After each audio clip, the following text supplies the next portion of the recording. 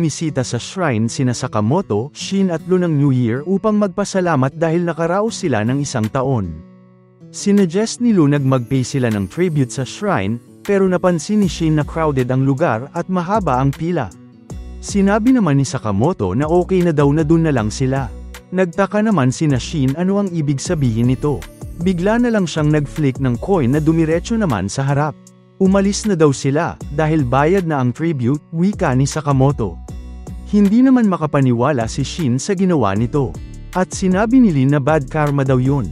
Lipat naman ilang araw, matapos ang pag-atake sa JAA.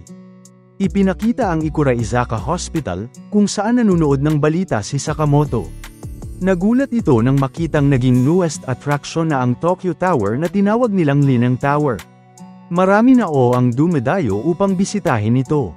Sa kwarto, ilang mga pasyente naman ang nag-offer ng Daifuku Mochi kay Sakamoto, na tinanggap naman ito. Komento ng nasa kabilang kama, na ang katawan daw nito ay parang mochi. Pinaalalahan naman ng nurse si Sakamoto na masyado na daw madami ang kinakain nito. Sa pinto, makikitang sumisilip si Shin at hesitant na pumasok. Curious naman ang matandang pasyente doon kung naliligaw ito. May daladalang mga mamahaling prutas si Shin pero hindi niya magawang lumapit kay Sakamoto. Paano niya raw ito haharapin matapos ang nangyari? Inalala naman nito ang suggestion ni X, na i-off na lang niya ang sarili niya. Inisip nitong akala niya mas naging malakas na siya dahil nakakalaban na ng mga serial killers, pero sa JAA, parang garden lang yun. Umupo ito sa hallway at inisip na ang least na magagawa niya ay ang ibigay ang fruit basket na yun at umalis. Nagulat naman ito nang may napansing mga bumisita. Sina Hyo at Nagumo pala yon. Tinanong ni Hyo kung bakit pa ito sumama at sagot niya, baka mapaaway pa daw siya kapag hindi ito sumama. Nagulat naman si Sakamoto na makita ang dalawa dun. Binati ni Nagumo ng nice work ito dahil sa nangyari nung nakaraang araw. Kinamusta nito ang pakiramdam ni Sakamoto. Tinanong naman niya ano daw ang gusto nila sa kanya. Huwag daw siyang ganon, wika ni Nagumo. Hindi ba daw pwedeng bisitahin lang nila ang kaibigan nila sa hospital? Pero naiirita naman sa gilid si Hyo at sinabing, huwag nang magpaligoy-ligoy pa. Sinabi nitong, alam niyang nagka-contact ito kay X. Inamin niya naman ito at ni-reveal kay Nagumo, na si X ay si Uzuki, bagay na ikinagulat niya. Ibig sabihin ba daw nito, ay hindi niya siya napatay noon? Dahil kung joke daw yun ay hindi nakakatawa. Hindi naman magets ni Hyo ang usapan ng dalawa. Kwento ni Nagumo na si Uzuki ay estudyante noong trainees pa sila ni Sakamoto sa JCC. Hindi naman daw ito masyado nag-iwan ng impression. Sinabi naman ni Hyo kung nagpakita daw ito ng promise, then malamang narinig niya na dapat ang tungkol sa kanya. Sa klase daw nila noon, ang palagi niya lang naririnig na mga pangalan, ay Sakamoto, Nagumo at Akao. Pero mostly bad rumors daw sa case nila, syempre. Inasar naman ni Nagumo ito at sinabing, hindi niya daw narinig at all ang pangalan niya. Nairita naman ito at sinabing lagot daw siya. Late bloomer lang daw ito. Nakikinig pala si Shin sa naging usapan nila. Nagtaka ito nang marinig ang panahon kung saan naging JCC trainee si Sakamoto. Umalis na ang dalawa, at sinabi ni Hyo na ngayong alam na nila kung sino siya, they can take it from there. Nagulat naman si Nagumo na aalis na sila kaagad. Nag-isip muna si Sakamoto, bago sila pigilan at sabihing meron siyang hindi nasabi sa kanila. Ano daw yun? Tanong ni Hyo. Pero proposal nitong gumawa sila ng deal. In return, sasabihin niya raw sa kanya ang lahat ng nalalaman ng order tungkol kay X. Mukhang hindi natuwa si Hyo dun kaya naman, bigla na lang nitong inatake si Sakamoto. Buti na lang at napakabilis nitong nakaalis sa kama, na nagawang mavarak nito. Nagulat naman si Shin nang makita yon. Umapak si Hyo sa hospital bed at sinabihan nitong, hindi daw niya kaibigan ang order. Hindi na siya assassin ngayon. At meron na din siyang pamilya. Dun pala sa may bedside table nagland si Sakamoto. Dagdag ni Hyo, kung makikisali pa siya doon at matuluyan, sino daw ang mag-aala sa asawa at anak nito. Inamin ni Hyo na never niyang nagustuhan ang ugali nito. Sa tingin niya kasi, pwede niyang gawin lang kung ano ang gusto niya. Sinabi naman ni Sakamoto na wala daw itong intensyon na mawala. Huwag daw siyang mag-assume.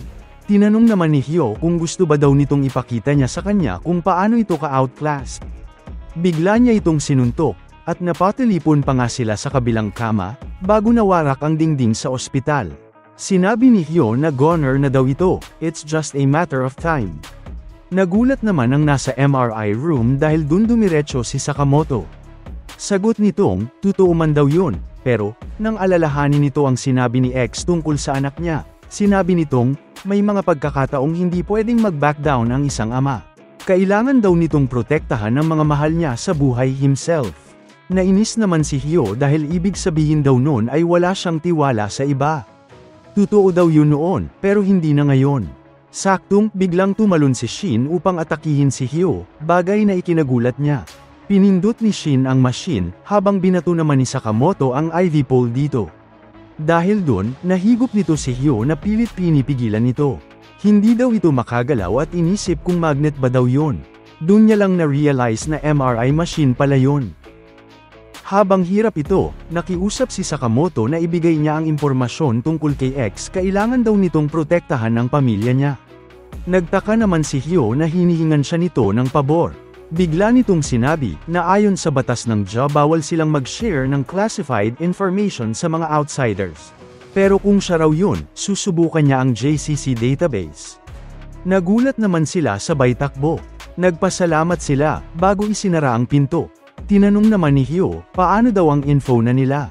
Naroon din pala si Nagumo at tinawag nitong gullible si Hyo. Palagi daw tuloy siyang napapahamak. Pina-shut up naman ito ni Hyo. Nag-sorry sa doktor si Hyo dahil sa gulo, at sagot lang nitong, okay lang daw. Dahil na-stuck siya, binuhat pala nito ang machine at inasar naman siya ni Nagumo na ayos daw ang accessory niya. Pinatahimik naman ito ni Hyo kung hindi ay babawian niya raw ito ng buhay. Napabilib naman ang batang nakakita sa kanya. Sa labas, sinabi ni Shin na hindi niya inasahang may mga softies daw na gaya ni Hyo sa order. Sagot ni Sakamoto, na kind-hearted talaga ito. Napatingin naman ito sa dala-dala niya. At in-explain ni Shin na, get well soon gift dapat yun sa kanya. Pero nawala daw siya ng pagkakataon na ibigay ito sa kanya. Para saan daw yun? Tanong ni Sakamoto. Sinabi naman nitong naging pabigat daw siya sa kanya at sa JAA, kaya naman nahihiya daw itong magpakita sa kanya. Sagot naman ni Sakamoto nung nasa JAA sila, at bring up ni X ang tungkol sa anak niya, muntik na raw siyang mawala sa wisho. Pero si Shin daw ang nakapagpabalik sa kanyang senses. Kaya naman, sinabi nitong, siya raw ang laging nagel iligtas dito. Kaya naman, kailangan pa din daw nito ang tulong niya. Thought lang pala yun ni Sakamoto, kaya naman habang mangiyak-ngiyak, tinanong ni Shin kung bakit hindi niya raw yun sabihin out loud. Anyway, meron na raw silang lead ngayon kay Slur. Sinabi nito kay Shin na ang next stop nila ay ang JCC. Lipat naman muna sa JAA kung saan naroon sina Shishiba at Osargi. Habang busy ang floaters na maglinis doon, sinabi ni Osargi na ngayon naiintindihan niya na raw ang sinasabi nito kanina. Nakakainis nga daw kapag merong dumating na ng gulos sa bahay mo. Nag-agree naman si Shishiba dun. Isa pa, beyond messed up daw ang estado ng lugar na yon. Na-wipe ang 40% ng Kanto Bureau. Dahil dun, bumabagsak daw ang stocks. Sunod-sunod din ang pag-cancel ng mga assassination requests ng mga kliyente nila. Hindi na raw nakakatuwa ang nangyayari. Curious naman si Osargi tungkol sa bonus na matatanggap nila, parang hindi raw sigurado, sagot nito. Sinabihan siya nitong huwag masyadong maging dramatic. Mukhang magre-revise ang management ng regulation sa JA ngayon, dahil sa nangyari. Maraming silang nawalang staff kaya naman kakailanganin din nilang mag-recruit. Anyway, oras na daw upang pabalaykan ang grupo doon. Tinanong naman ni Osargi, kung ang tinutukoy ba nito ay ang iba pang miyembro ng order. Sagot niyang, oo, iniisip nito, ano daw ba ang pinagkakaabalahan ni Kanaguri at ng iba pa. Sagot naman nitong, ayaw niya daw sa lalaki na yon. Pero sinabihan siyang, be nice, nito. Sa isang warehouse somewhere, makikitang merong nagtatahi ng sugat. Sinabi nitong tapos na daw ang pag-reconnect ng nerve. Si Kashima pala yun. At payo niya, huwag muna itong gumalaw masyado hanggang ma-stabilize ang circulation nito. Gradual daw ang recovery ng nerves, parang halaman na tumutubo. Magti-take daw ng time ang pagbalik ng pakiramdam ng mga daliri nito. Napabilib naman si Gako, dahil nagawa nga nitong maibalik ang daliri niya. Nagpasalamat ito kay Kashima dahil dun. Pero sagot nitong, dapat magpasalamat siya sa taong nagputol nun. Sobrang linis daw ng pagkakahiwa dito, kaya naman, buhay pa ang muscle tissue nito. Curious naman siya, sino daw ba ang gumawa nun? Hindi daw ganun kadami ang kayang dumali dito. Napatahimik naman si Gaku at inalala si Takamura. Sinabi naman ni X, na wag daw nitong dibdibin yun. Maaaring siya raw ang unang taong nakabalik ng buhay, matapos makipaglaban kay Takamura. Ayos daw, na nabalik na ang arm nito. Sagot naman ni Gaku na, hindi daw nito maayos ang tenga niya. Kahit daw siya ay may limit, wika ni Kashima. Napaupo naman si X at napabuntong hininga. Napansin ni Kashima na mukhang pagod daw ito. Oo, sagot niya, nag-fail daw ang pag-atake nila sa JAA, hindi niya daw inasahan na magpapakita doon si Takamura. In the end, tinulungan pa sila ni Uda. Tinanong naman ni Gaku, ano raw ang meron sa matandang yun? Hindi daw alam ni X, walang ibang nakakaalam, kung gaano na siya katagal sa order, o kung ano ba talaga siya sa JAA o kahit ang iniisip nito. Ang alam lang ng lahat tungkol sa kanya, ay malakas ito. Kwinento nitong meron nga daw panahon kung saan inisip niyang parang santa o kaya multo siya. Parang isang fictional character sa imagination. Sagot naman ni Kashima na gusto niya ang ideya na nagiging totoo ang isang bagay, kapag pinaniniwalaan ito ng lahat sa mundo. Napangiti naman si Gaku at sinabing, mukhang personification pala siya ng bloodlust ng lahat ng mga assassin sa mundo. Natawa naman si X at sinabing, siguradong may sapat na energy mula sa sangkatauhan upang buhayin ang isang tao. Well, setting aside ang ganung paniniwala sa supernatural beliefs, mahihirapan daw silang i-expect na magiging smooth ang mga bagay-bagay kapag involved ang ganung klaseng tao. Not to mention, si Sakamoto pa. Hindi daw nito inasahang makita siya doon. Napatanong naman si X kung ano na daw ngayon ang gagawin nila. Makikipag-meet up ba sila sa iba pa nilang kasamahan at magja-Japan tour? Hindi ba't meron daw branches ang JAA sa iba-ibang lugar? Hindi daw, sagot ni X, masyadong risky yun.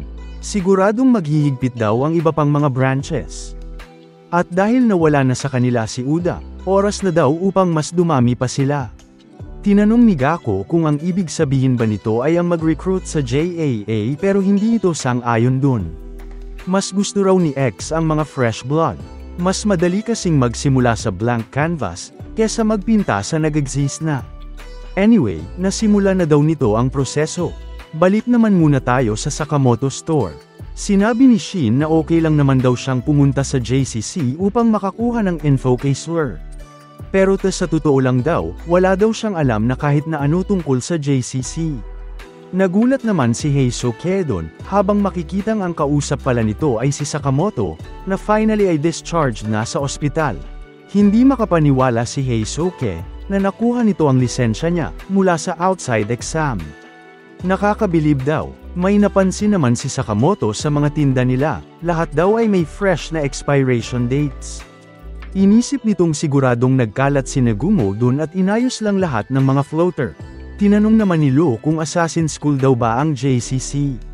Sini-arch niya ito online, at nakita ang website nila.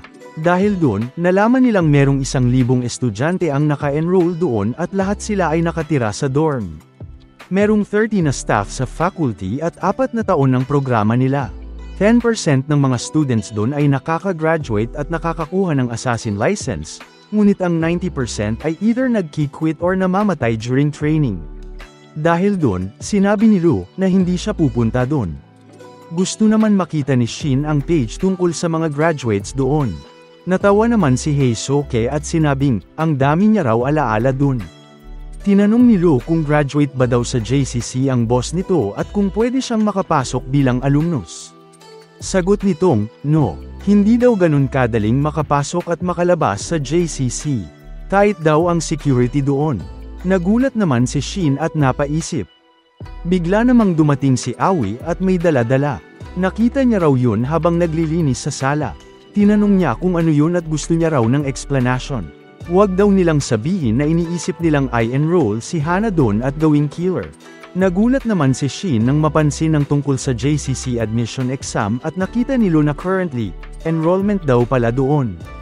Ibig sabihin daw ba nun? Bigla na lang makikita sina Sakamoto at Shin sa airplane. 3 hours ang flight nila papunta sa destinasyon nila. Hindi makapaniwala si Shin na mag-apply sila sa JCC bilang mga estudyante. Sinabi ni Sakamoto na yun daw ang pinaka-safe at sure na way. Pero sagot nitong, mahahalata daw yun, isa pa ang tanda na daw nito. Huwag daw itong mag-alala, wika ni Sakamoto. Tinuro nito ang iba pang mga pasahero at sinabing pansinin niya sila. Wala palang age limit ang JCC. Dagdag ni Sakamoto, medyo mahirap ang exam para sa mga transfer students. Kaya naman, ilan sa kanila ay nagti-train at kumukuha ng exam ng ilang taon para makapasok. Sinabi naman ni Shin na graduate daw siya dun, hindi ba daw mapapansin nila siya dun? Nagkap lang ito at sinabing magdi-disguise siya. Tinanong naman ito kung ganun daw ba kalax ang security dun. Nainis naman ang mga kasamahan nila sa eroplano dahil ang ingay daw nila. Sabi pa ng isa na for sure, mawawalan din sila agad ng buhay. Isang babae naman sa likod ang napabilib. Mukhang tough daw sila at walang kakaba-kaba. Habang siya, halatang kinakabahan. Kaya naman kinonvince nito ang sarili na wag wimp out dahil kailangan daw nitong maging assassin. Habang nasa eroplano, tungkol daw sa test para sa mga magta-transfer sa JCC, anong level daw ang mga applicants, tanong ni Shin. Sagot naman ni Sakamoto na mas higher level daw ito, higit pa sa general entrance exam. Karamihan sa mga aplikante ay mga pro na. Kaya naman, payo nitong, you can't let your guard down. Busy namang kumain ang dalawa. Inisip ng isa sa gilid na mga idiot daw ito, dahil nagpapakabusog right before the test. May lumapit at nagtanong kay Sakamoto, kung first time daw ba nito, dahil mukhang ang dami nitong energy. Ano daw ang gusto niya, tanong ni Shin. Sagot niyang, matuto daw silang rumispeto. Ito pala ay si Jae Earth, 28 years old, na ikalimang attempt na ito sa test. Nagbigay naman siya ng advice sa kanila. Mas okay daw kung walang laman ang tiyan nila, during the test. Nakakadal daw kasi ng senses ang busog na tiyan. Ang iba namang applicant doon ay napansin si Jay na nang i-intimidate ng first-timers, kaya naman tinawag nila itong jerk. Dagdag ni Jay, isa lang daw, sa 40 applicants ang nakakapasa sa exam na yun. At bawat taon, nag-iiba-iba ang test, kaya naman hindi nila malalaman ano ang mangyayari. Kung wala daw sila sa peak condition, siguradong mababaw iyan sila ng buhay. Tila wala namang pake ang dalawa, na diretso pa din sa paglamon. Sinabi lang ni Shin na, is that so? Habang nasarapan naman si Sakamoto sa soup doon.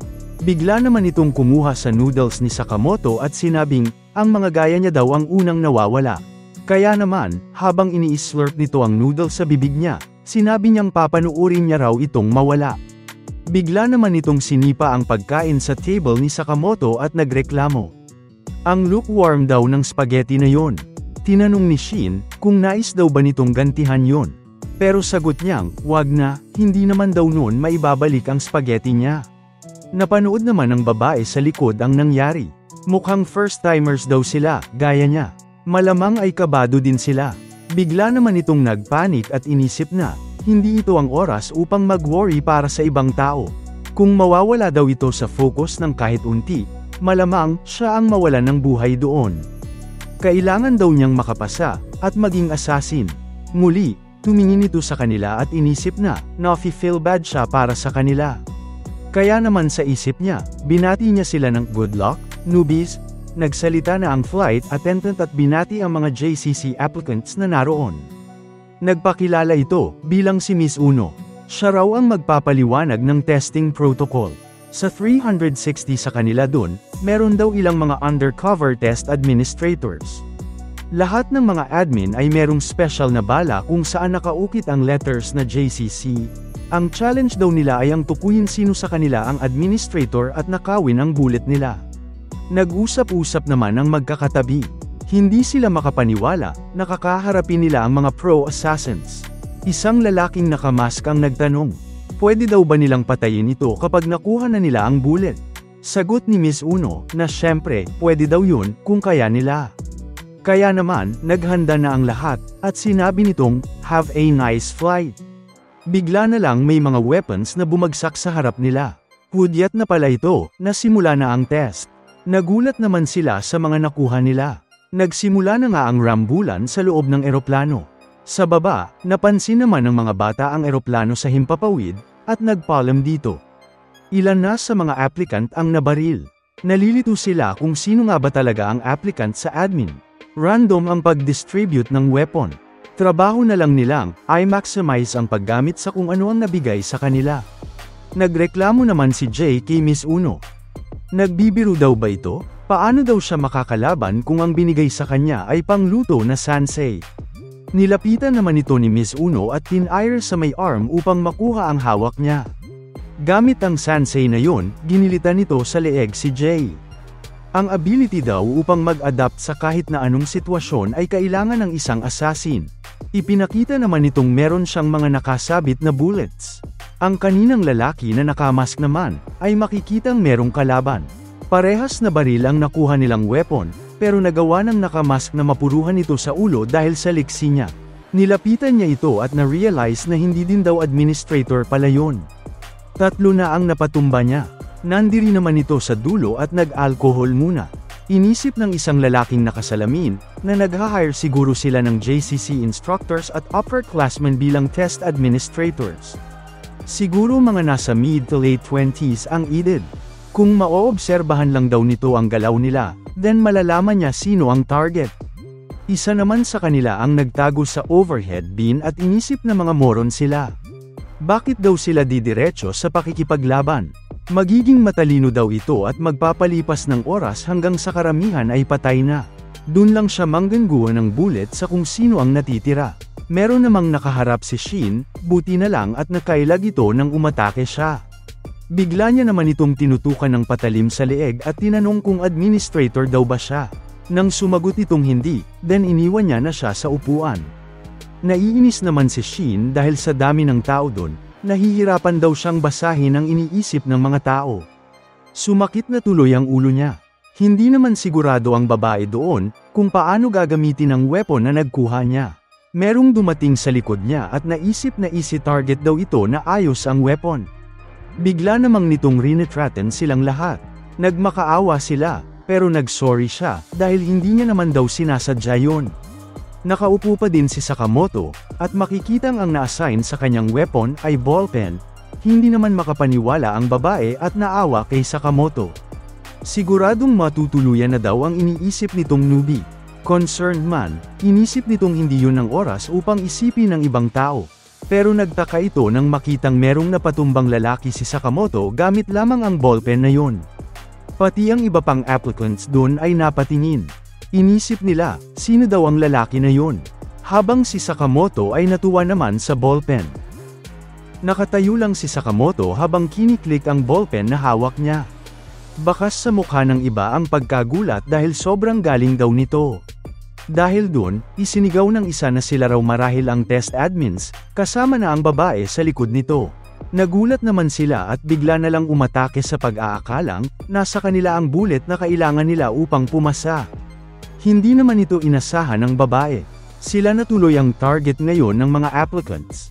Nang babarili na ang babae, ginamit ni Sakamoto ang ballpen at ibinato sa likod nito, diretso sa overhead bin, bagay na ikinagulat ng isang applicant. Dahil dun, biglang bumukas ito at nalaglag sa ulo niya ang malita. Napandot niya ang trigger ng baril at naratrat si Sakamoto, pero hindi naman ito natinag. Nilapitan lang siya nito, sabay bagbog sa pagmumukha niya. Makikitang duguan na nga ang iba pang mga applicant sa paligid. Nagbaw naman ang babae kay Sakamoto at nagpasalamat sa pagligtas nito sa kanya. Kinapkapan ni Sakamoto ang lalaki at nakakuha siya ng JCC bullets dun. Natukoy nitong test admin pala siya. Nagtaka naman ang babae, at wala daw itong ka-ideya. Isa pa, napansin nitong pang-veterano daw ang pag-atake ni Sakamoto. Inisip tuloy ni Sakamoto, dapat pala ay nagpigil pa siya ng unti. Hindi mapigilan ng babae na ma-impress dito, dahil sobrang nakakabilib daw siya. Bilang isang fellow newbie, mataas daw ang respeto nito sa kanya. Hindi naman ito inasahan ni Sakamoto. Sinabi ng babae na ang pagnud daw sa kanya ang nagbigay ng lakas ng loob dito. Kaya naman, gagalingan niya din daw. Nag-thumbs up naman si Sakamoto at sinabihan siya ng good luck. Habang papaalis, bigla nitong ibinato ang isang JCC bullet sa kanya, hindi niya naman daw kailangan ng 3. Inisip lang nito, nasaan na daw si Shin. Hinabol naman siya ng babae at sinabing, hindi niya raw yun matatanggap. Kaya't binalik niya sa kanya ito. Meron daw siyang hinahangaan. At kung sila daw ang nasa lugar niya, sa tingin niya ay hindi rin nila ito tatanggapin. Inisip nitong, parehas sila, pero magkaiba din. Inamin niyang maliit lang siya. Sinabi ng magulang niyang mas okay siyang housekeeper kesa assassin. Payo naman ni Sakamoto na, hindi niya raw malalaman, hanggat hindi niya susubukan. Sagot naman nitong, pinatunayan niya daw na size does not matter. Nagulat naman si Sakamoto doon at nagsorry ang babae dahil hindi niya naman daw sinasadyang ganun ang masabi.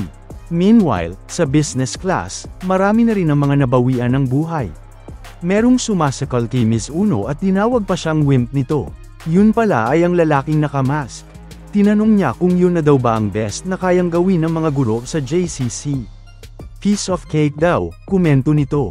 Nakilala ito ni Miss Uno bilang ang applicant number 4, na si Mafuyu Shiba at binati na good work. Sagot nitong, pwede niya raw siyang patayin para dun. Ipinakitang hawak nito ang bullets na galing kay Miss Uno. Hindi ba raw yun ang sinabi niya?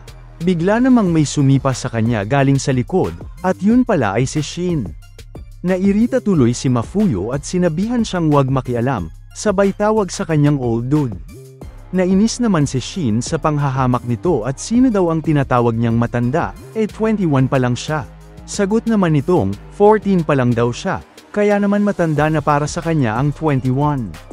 Kumari pa naman ito upang atakihin si Shin, pero nagawa nitong makailag. Sunod ay tinutukan siya nito ng baril, kaya naman, dali-daling tumakbo si Shin papalayo. Gayunpaman, nadaplisan pa din siya nito sa may balikat. At tumama ang dugo nito sa mukha ni Mafuyu. Napabilib naman si Shin dahil mukhang experienced sa pakikipaglaban nito. Nabahala naman si Mafuyu at na-paranoid sa dugong dumampi sa balat niya. Pilit niya itong pinupunasan upang malinis. Nakakadiri daw. Kaya naman nilabas nito ang alcohol niya ang nag-spray sa kamay. Hindi naman ito inasahan ni Shin at tinanong kung clean freak daw ba siya. Kung ganon, bakit pa siya pumunta doon? Habang nililinis ang sarili, sinabi ni Mafuyu na hindi niya naman daw intensyon na kunin ang transfer test na yon. Kung hindi lang daw siya hinuwan ng kapatid niya ng lagnat bago mag-regular test. Sa tingin niya raw, lahat ay settled na at meron ng group friends. Naiinis naman ito. In shock pa din si Shin dahil weirdly confident daw ang germaphobe na yon. Inamin nitong, pinakaayaw niya ang nadudumihan. Yun daw ang worst. Gusto niyang malinis lang lagi. Bigla naman itong may hinayla sa sapatos niya, kaya't merong lumabas na parang espada dito. Sinabi nitong, pinakaayaw niya raw ang nadudumihan ng kamay niya. Hindi makapaniwala si Shin na meron itong hidden weapons. Inatake siya nito bigla. Pero kahit na sobrang lapit ng weapon nito sa kanya, ay nakaiwas ito. Aminado si Shin na napakabilis daw nito. Kaya naman, binaril niya ito. Gamit ang weapon sa sapatos niya, nagawa naman ni Mafuyu na mahati ang bullet na tin iron nito. Dahil doon, nairita si Shin, habang inisip naman siyang bawian ng buhay nito. Nabasa naman agad ni Shin ang balak nitong gawing pag-atake sa kanya at inisip na hindi niya hahayaang, palagi na lang siyang pabigat kay Sakamoto. Kaya naman, lumaban ito pabalik kay Mafuyu. Gulat naman ito, na nabasa niya ang moves nito.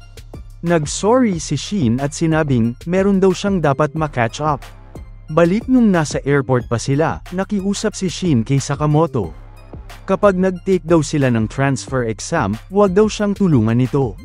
Nang tanungin kung bakit, sagot nitong, nais niya raw matest ang sarili niyang abilities nang hindi dumedepende sa kanya. Nag-agree naman si Sakamoto dun, pero wag daw itong babagsak. Inassure naman siya nito na hindi raw yun mangyayari at panuurin niya lang. Maghintay lang daw siya at makakapasa siya bilang top sa klase. Lipat muli sa may eroplano, magkaharap pa din sina Shin at Mafuyu. Ano daw ang nangyari? Hindi makapaniwala si Mafuyu, na nabasa nito ang mga moves niya. Inisip nitong coincidence lang siguro ang nangyari. Ano daw ang problema? Tanong ni Shin. Hinamon niya itong magmadali at lumapit sa kanya. Kaya naman umatake ito at ginamit muli ang weapon niya sa sapatos. Nagtaka naman si Mafuyu dahil puro iwas lang ito. Pero biglang naglabas ng baril sa Shin at pinaputukan ito. Ngayong nagka-counter-attack na daw ito, ay patuloy lang siyang aatake. Nabahala naman ang isang applicant sa gilid. Intense ang palitan ng pag-atake ng dalawa. Inisip ni Mafuyo na kahit nagaano ka-sharp ang intuit ayon nito, kung kaya niya lang daw na mahuli siya, then hindi na magiging mahalaga yon. Sinabi naman ni Shin na good idea, pero pinutol nito ang weapon niya sa sapatos gamit ang baril niya at sinabing, naririnig niya daw ito, loud and clear. Dahil dun, napabagsak niya ito at tinutukan sa ng baril. Inutos nitong ibigay sa kanya ang bullets nito. Nasaktan naman si Mafuyo dun at sinabing, patayin na daw siya nito, at tinawag na lolo si Shin. Sagot naman nitong, hindi siya papatay para lamang sa isang stupid na test. Isa pa, 14 years old pa lang daw ito. Hindi daw siya into killing kids. Naiyak naman si Mafuyo doon at sinabing, kahit na daw mas matanda ito sa kanya ay mas immature pa din ito sa kanya. At lahat daw ay nakikita yon. Hindi naman makapaniwala si Shin sa sinabi nito at nagulat na umiiyak siya. Pinatahimik naman siya nito at sinabing, dapat ay bayaran niya siya dahil sa mga sinira nitong weapons niya. Tinanggap ni Mafuyo na bumagsak siya. Sa isip-isip naman ni Shin, nakakainis daw ito at ganun daw ba talaga ang mga bata ngayon. Pinatahan niya ito at sinabing hindi naman daw yun dapat iyakan. Nagulat naman ito. Sinabi ni Shin na meron daw itong great talent para sa isang 14 anyos. Napaisip naman si Mafuyo sa sinabi niya tungkol sa talent. Palagi niya daw naririnig yun. Nais naman siyang hampasin ni Shin dahil dun. Pero dagdag niyang, kung bumagsak man daw siya sa test na yun, pwedeng-pwede niyang i-take ang license test. Sagot naman nitong, wala raw siyang pake sa license. Ang gusto niya lang ay pumunta sa JCC. Kailangan niya raw ng maraming connection sa JCC para makapasok siya sa order. Nagulat naman si Shin na alam nito ang tungkol sa order. Biglang bumukas ang overhead bin at lumitaw ang lalaking nagtago dun kanina. Ito na daw ang pinakahihintay niyang pagkakataon. Kinuha nito ang mga bullets at sinabing, yun daw ang tinatawag niyang Hina technique, sabay tawag sa kanilang morons. Napakabilis naman itong inatake ni Shin kaya't nabitawan niya ang bullets. Sinabi nitong, kung nais daw niyang makapasok sa order, hindi nito kailangan ng connections. Inisip niya ang mga order members na nakilala niya na at sinabing, ang kailangan daw nito ay incredible abilities. Naisip niyang siya rin daw kailangan niya yun. Nagbato naman siya ng isang bullet kay Mafuyo, na ipinagtaka nito. Sagot niyang, kailangan lang naman daw ng isang bala para makapasa. Nagpaalam na ito sa kanya. Pero bigla siyang pinatigil nito, wika naman ni Shin na hindi niya na kailangang magpasalamat. Ngunit ang sasabihin pala nito ay, madumi daw ang binigay niya dahil may dugo. Nais nitong makipagpalit. Muli na naman tuloy na inis si Shin sa kanya at sinabihan nitong kailangan niyang ma-work on ang personality niya. Nakiusap si Mafuyo since siya rin naman daw ang unang nakakuha nun. Pumayag naman si Shin at tinanong kung masaya na daw ba siya. Ngayon, may 2 bala na si Shin habang isa naman ang kay Mafuyo. Sa economy class, diretso pa din ang rambulan. Makikita ang babae doon na halatang pagod na. 30 minutes na daw ang nakakalipas, pero wala pa din siyang bullet na hawak. Kaya naman, kailangang may gawin daw ito. Bigla namang may kumalabit sa kanya. At yun pala ay si Sakamoto na busy na kumakain. Tinanong nito, sino daw ang nagturo sa kanya paano gumamit ng baril. Gulat naman ang babae at todo sorry sa kanya. Inamin nitong, hirap daw talaga siya sa mga baril. Meron daw siyang kamag-anak na nagturo ng unti tungkol sa paggamit nito. Hiningi naman ni Sakamoto ang hawak niyang baril at tinuro na dapat ay mag-lean forward ito kapag babaril para mas stable. Gamitin daw niya ang balikat upang maging steady ang hawak dito. Ipinakita naman ni Sakamoto kung paano. Tinarget nito ang weapon ng iba pang applicants. Dagdag niya, gamitin daw nito ang wrist sa may handguard. Na-amaze naman ang babae at sinabing, sobrang linaw daw ng pagkakaturo nito. Ang hirap daw paniwalaan na isang newbie lang din siya. Sagot naman nitong, meron din daw siyang batang tinuruan noon na kaedad niya. At ang tinutukoy pala nito ay si Shin. Sa likod, makikitang nais naman silang mapatamba ng 2 nadalihan ng weapons. Na-curious naman ang babae sa pangalan nito. At nagpakilala siya bilang Taro. Sinabi naman niyang, siya raw si Akira at ikinagagalak niyang makilala ito.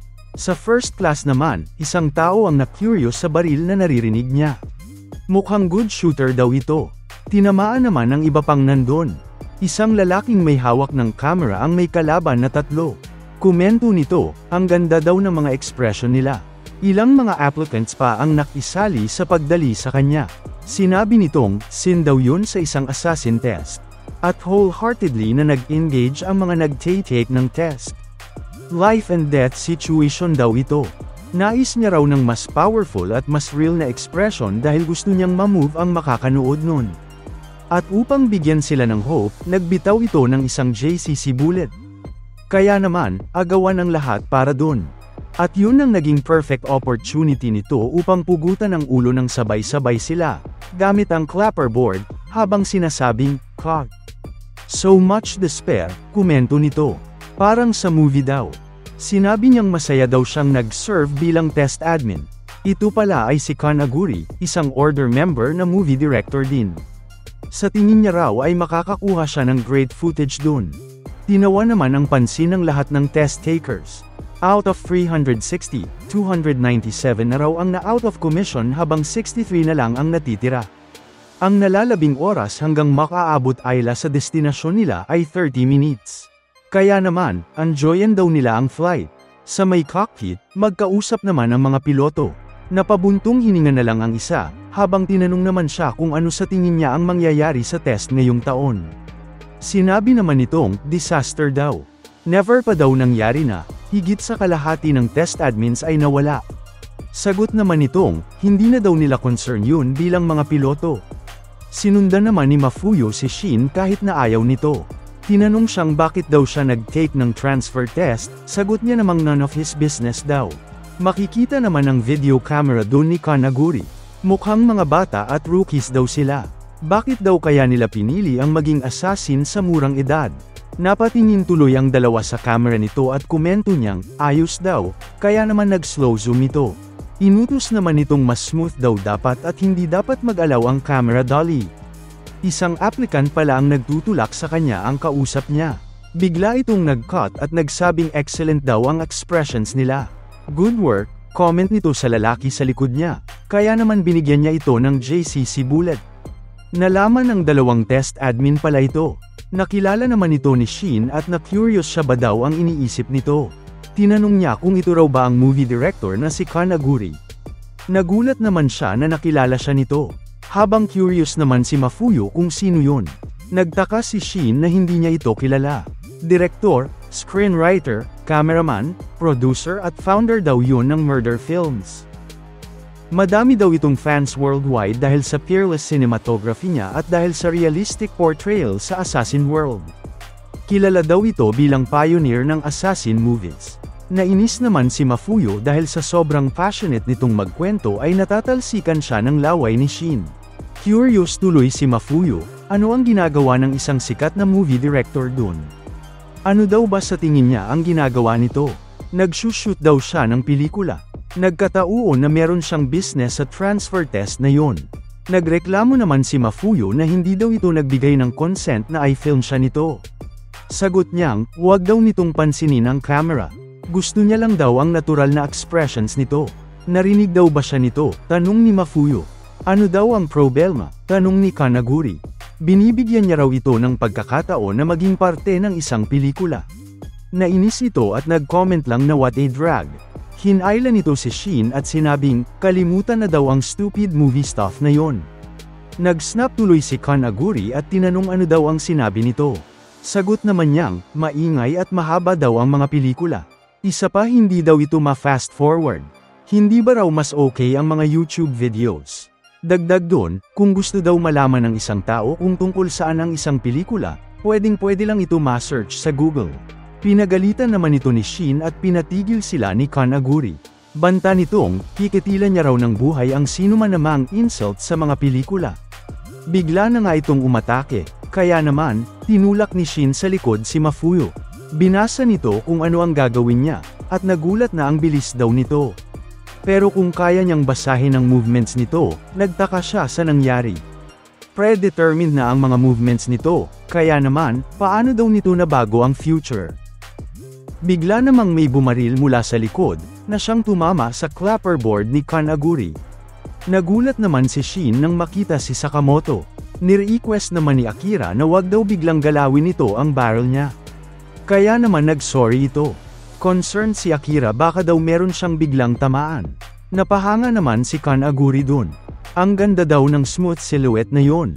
Isang gentle na energy sa lugar ng carnage. Isa pa ang lovely daw ng round quality nito. Finally, nahanap niya na daw ang ideal na bida. Nagtaka naman si Sakamoto dito at inisip ni Akira na maaring trip ito.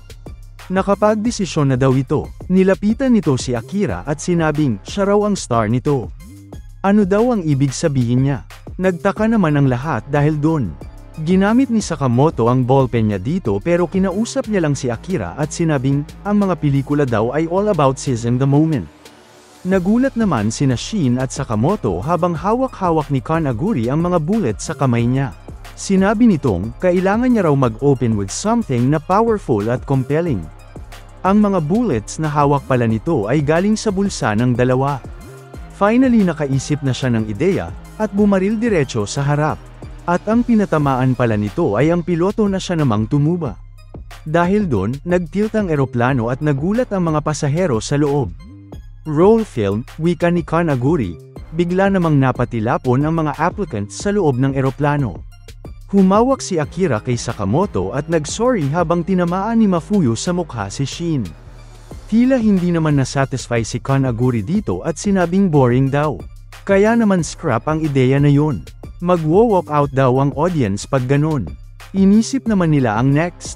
Hawak ni Kanaguri ang malaki niyang camera at sinabing, ready, action. Isa palang malakas na weapon yun na nagpasabog ng isang malaking bahagi ng eroplano. Tinawag nito ang pansin ng mga applicants at sinabing, pelikula daw yun. Dahil sa pagkawasak ng eroplano, lahat ng mga applicants sa loob ay nahulog. Ipinakita ang head test administrator na si Usami, na merong parachute. Inisip nito, ano ang gagawin na yung mamamatay na ang lahat? Sino daw ang magiging responsable dito, siya daw ba? Sagot ng isa na may buhat kay Miss Uno, na kaya nga daw hindi siya boto na i-hire ang weirdo na yon. Kasalanan niya ba daw yun? Tanong ni Usami. Isang babaeng naman ang nagsabi, na buti na lang, nag-pack daw sila ng parachute para sa mga admin. Worried si Usami kung magkakaproblema ba siya dahil dun. Tinanong nito kung sino sa kanila ang willing na i-take ang fall para sa kanya. Meron naman daw ideya ang babae, kaya wag daw itong mag-alala. Tawagin na lang daw nilang part 2 ng test yun. Tinawag siyang Otto ni Usami at sinabing genius daw ang ideya na yun. Kaya naman, gamit ang megaphone, in-announce nitong, simula ngayon, gaya daw ng plano nila, ito na ang part 2 ng test. Upang makapasa, dapat ay meron silang at least isang bullet na hawak at magawang makapag-land safely. Ang test admin na si Noro ay inisip na, ngayon niya lang daw narinig ang tungkol dun. Isa pa, wala daw siyang parachute. Nabasa ito ni Shin sinabing, siguradong hindi daw yun planado. Nainis naman si Jay, bakit daw sobrang unusual ng test ngayong taon? Habang pinatigil naman sila ng isa sa pagsigaw. Sa nakaraang dekada daw, 15 tao ang nakasurvive sa airplane accidents kahit na walang parachute. Base sa kanilang flight route at the fact na ang daming oxygen debris, mukhang nasa 20,000 feet up daw sila, falling at 120 miles per hour. Dahil dun, meron daw silang 2 minutong natitira. Isang lalaki ang nagsabing, palagi daw pinipili ng tao na mag-land sa tubig pero may low compressibility dun. Mula daw sa ganong altitude, para ka na ding bumangga sa concrete nun. Hindi namang mapigil ang lumuha ng batang si Mafuyu kaya naman pinatahan ito ni Shin. Hawak pa din ni Kanaguri ang video camera niya at sinabing ang ganda daw nun. Isang tunay na life and death situation. Extreme realism. Ipinakita niya ang mukha ng mga bida at sinabing kumakaharap daw ito ng kalamidad. Paano daw nila mapagtatagumpayan ang krisis na yon?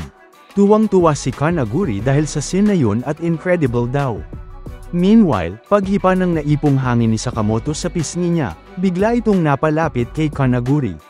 Sinipa niya nito pero naharangan niya lang ito gamit ang left hand niya na may clapperboard. Nagtaka at biglang lumayo na si Sakamoto. Yun pala ay kinuha lang nito ang JCC bullets nila ni Shin sa kanya. Well, komento ni Kanaguri. Ayos daw ang support ng character na ito. Sinabi naman ni Shin na kalimutan na daw nito ang lalaking yun. Kailangan daw nilang ma-figure out paano mag-landing. Sagot niyang, kahit na makapag-land sila, kung wala silang bala, then babagsak sila sa test.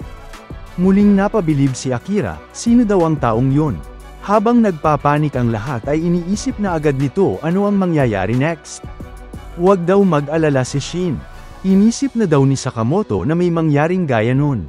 Kaya naman nagdala daw ito ng apron. Natuwa naman si Shin at pwede nilang gamitin ito bilang parachute. Na-shock naman si Shin nang ginamit ni Sakamoto ang apron bilang parachute pero mabilis na bumagsak. Inisip ni Akira na dahil hindi nag-give up si Sakamoto, ang pagnud daw nito ay nagbibigay ng lakas ng loob sa kanya. Kaya naman, hindi rin daw siya mag-give up. Kailangan niya lang gamitin ang bawat skill na meron siya. Inisip naman nito ano-ano nga ba ang skills niya. Paglalaba, linis, pananahi. Sa housekeeping lang daw siya magaling. Inalala nito kung paano siya inuutusang ayusin ang butones sa damit. Sinabihan siya nitong magiging mabuting asawa daw siya, kaya naman kalimutan na nito ang pagiging assassin. Nabuhayan nito at inisip na dapat daw niyang gawin ang best niya. Sinabihan niya sila bigla na magbuhad ng damit, bagay na ipinagtaka nila. Wala na daw time mag-explain. Hindi man alam ang rason, dali-dali namang inabot ni Shin at Sakamoto ang top nila na sinabing in daw sila sa plano.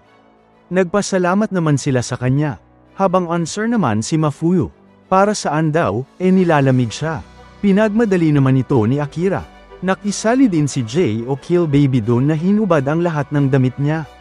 Komento naman ni Shin na sobra-sobra daw ang tinanggal niya. Isa pa, sino daw ba ito? Sinabi ni Akira na pretty decent daw ito sa pagtatahi. Kaya naman, kahit nasa himpapawid, dali-dali nitong tinahi ang mga damit nila. Nagulat naman sila dahil sa ginawa nito. At matapos niyang matahi yun, ginamit nila ito bilang parachute nila. Komento ni Shin na ini-slow down daw sila nito pero, sinabi lang ni Akira na humawak daw sila sa edges. Napansin naman ni Jay na sa ocean ang bagsak nila. Wala na daw silang magagawa. Kaya naman fit first daw ang landing. Tama nga, at sa tubig sila bumagsak. Sa ilalim, natuwa si Akira na buhay pa din siya, pero, paano na daw ngayon? Hindi raw siya marunong lumangoy. Mawawala ng saysay din ang lahat ng effort niya. Ngunit merong biglang humila sa kanya at yun pala ay si Sakamoto. Dahil dun, makikitang nasa shore na sila. Buong akala daw ni Shin ay mawawala na sila. Iritang-irita naman si Mafuyu dahil puro tubig na daw ang sapatos niya. Nakakadiri daw, habang gusto nang umuwi ni Jay. Sinuggest ni Mafuyu na patayin na daw nila ang director na yon. Habang sinabi naman ni Shin na hindi na daw siya muli manunood ng mga pelikula nito. May napansin naman si Akira na JCC bullet sa buhangin. Bakit daw hindi niya na ito kunin, wika ni Shin. Nagulat naman ito at hindi sigurado kung dapat ba. Sinabi naman ni Sakamoto na no question this time. Na-earn daw nito ang bullet na yun herself. Natuwa si Akira dahil dun. Ngayon nakapasa daw ito sa Part 2 nanograms test. If nakita nila ang JCC bullets nila, habang si Jay, wala man daw siyang bala ay masaya na siyang buhay ito. Napansin naman ni Sakamoto ang improvised parachute nila. Tinignan niya itong mabuti at tinanong ni Shin ano daw ang meron dun. Napabilib naman si Sakamoto sa pagkakatahi nun. Kahit na daw nasa ere sila, napakadali ni Akira na nagawa yun. Ano daw ang meron sa babaeng yun? Sa dalampasigan, makikita namang nakahiga lang si Kanaguri at tila kinukuhanan ng alimango. Nabasa na pala ang camera nito. Ngayon hindi na daw siya makakapag-shoot ng pelikula. Meron pa daw ba itong rason upang mabuhay? Makikita din ang ilang parte ng eroplano doon. Habang ilan na lang sa mga aplikante ang nag-survive. Inisip nila kung tuloy pa din kaya ang test. Tumingin si Shin sa paligid at binilang-ilan pa silang natitira. Medyo unti na lang daw sila. Na-curious naman ito saan napunta ang movie director. Nahihiya man, bigla namang sinabi ni Akira na masaya daw siya na okay sila. Isang milagro daw na nabuhay sila. At ngayon umabot na daw sila ng ganun kalayo, nawa ay makapasa daw silang lahat at maging magkakasama sa klase. Sagot ni Mafuyu na plano naman talaga niyang pumasa. Inisip naman ni Shin kung meron din kayang school festival sa JCC. Sagot naman ni Sakamoto na meron daw. Meron pa nga daw sports day at year-end class trip. May tumawag naman sa pansin nila. Ibinalita nitong nakakita siya ng bullet sa beach, kaya naman nakapasa din daw siya sa stage 2. Nagtataka ba man sina Shin at Mafuyu kung sino daw yun? Sagot naman nitong siya raw ang kasama nila sa parachute. Sa gilid sinabi naman ni Usami na this is bad. Masyadong madami ang nawala. Sagot ni Otto na kadalasan naman, 2 o 3 lang nakakapasa sa transfer test anyway. Suggestion ni isa na sa next stage, dapat siguro gawin nila yung unti lang ang mamamatay. Dumating si Miss Uno at sinabi kay Usami na paparating na raw ang iba. Sagot nitong, that's good. Kaya naman, diretso na daw sila sa next stage ng test. Tinawag nito ang mga test takers at nagpasalamat sa paghihintay nila. Bago daw nila simulan ang final stage ng testing, ipapakilala muna daw nito ang ilan sa additional members. Nagtaka naman sila dito at nakita ang isang boat na paparating. Sinabi ng bagong dating na parang tense daw doon, isa pa, nakakatakot daw ang mga itsura nila. Pinatahimik naman ito kasama niya, habang no comment naman ang isa pa. Sinabi ni Usami na ang 3 yun daw ay sasali para sa final round ng testing. Sila ang Special Recommendation Group. Sina Kaji, Toramaru at Shinaya. Sinabi ni Toramaru na kinakabahan daw siya. Nagpakilala ito sa kanila at sinabing ikinagagalak niya raw na makilala sila. Nagtaka naman si Shin tungkol sa Special Recommendation. Nagreklamo si Jay at hindi ito matanggap. Muntik na daw silang mamatay para makaabot lang doon. Tapos bigla-bigla na lang silang e-entra. Ang lakas naman daw ng loob nila. Nairita itong nagpakita pa si Toramaru na merong Jangly Kittle keychain sa bag. Dahil doon, bigla na lang siyang inatake at napatumba ni Toramaru. Tinutukan niya ito ng weapon niya. Ang dal-dal daw nito, at sinab Toramaru na take it easy. Intense naman ang tingin ng mga naunang applicant sa kanila. Nagsorry naman si Usami dahil hindi niya raw nasabi na ang mga aplikante na yun ay recommended ng mga pros sa field or assassin agencies. In other words, guaranteed na daw ang competence ng mga ito. Kaya naman, sinabi nitong play nice everyone. Sinabihan nito si Toramaru na, unti na lang daw sila sa grupo, kaya naman wag na daw itong bigla-biglang papatay. Nagreklamo naman ito at sinabing, pinagtatawanan daw kasi ng lalaki ang special Sakamoto keychain niya. Nagulat naman ang iba nang marinig yun at naalala si Sakamoto bilang isang legendary assassin. Narinig daw nilang merong bounty ito sa ulo. Mukhang may mga assassin fans doon. Gulat na gulat naman sina Shin at Sakamoto. Dapat daw ay dumistansya si Sakamito dito, wika ni Shin. Agree naman ito dahil delikado. Lipat naman kina X, tila nasa isang karaoke place ito. Meron siyang tinatawagan pero hindi daw kumokonek. Sabi naman ni Gako na maaaring nasa gitna ito ng exam. Siguro nga daw bawal nilang tignan ng phones nila habang nagtetest. Tinanong naman ni Kashima kung sa tingin daw ba nito ay good idea ang mag-recruit ng mga estudyanteng wala pa masyadong experience. Sagot nitong, naniniwala daw siya na ang mga kabataan ang may pagkakataon na baguhin ang society. Binanggit nitong teenager pa daw si Kashima nung nag-meet sila noon. At mas bata pa si Gako noon. Nagtaka naman si Gako dahil hindi niya na daw naaalala. Naiinis daw si X na habang tumatanda ito, mas madami daw siyang baggage at bumibigat na ang pakiramdam ng katawan niya. Ang mga bagong kaibigan daw nila ay tatakbo ng mabilis at magiging nakakatakot daw yun.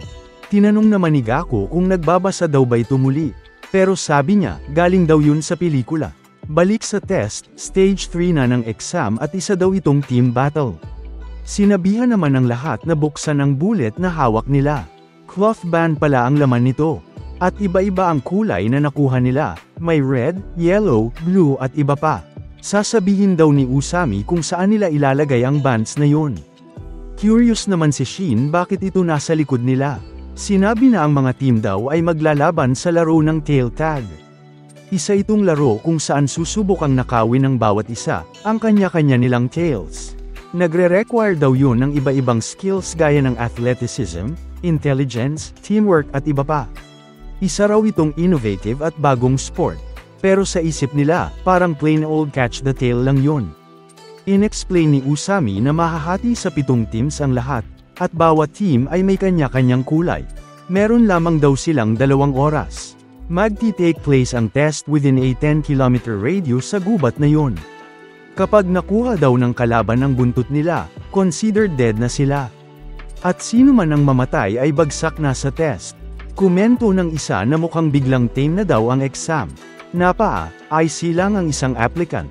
Dagdag niya, design daw ito upang magmukhang larong pangbata, when in fact, training tool daw ito para sa team survival, sa mga professional na assignments. Ang band daw sa waist nila ay nire-require ang participants na protektahan ang lumbar spine nila, ang key area kung saan nag-o-originate ang lahat ng movement.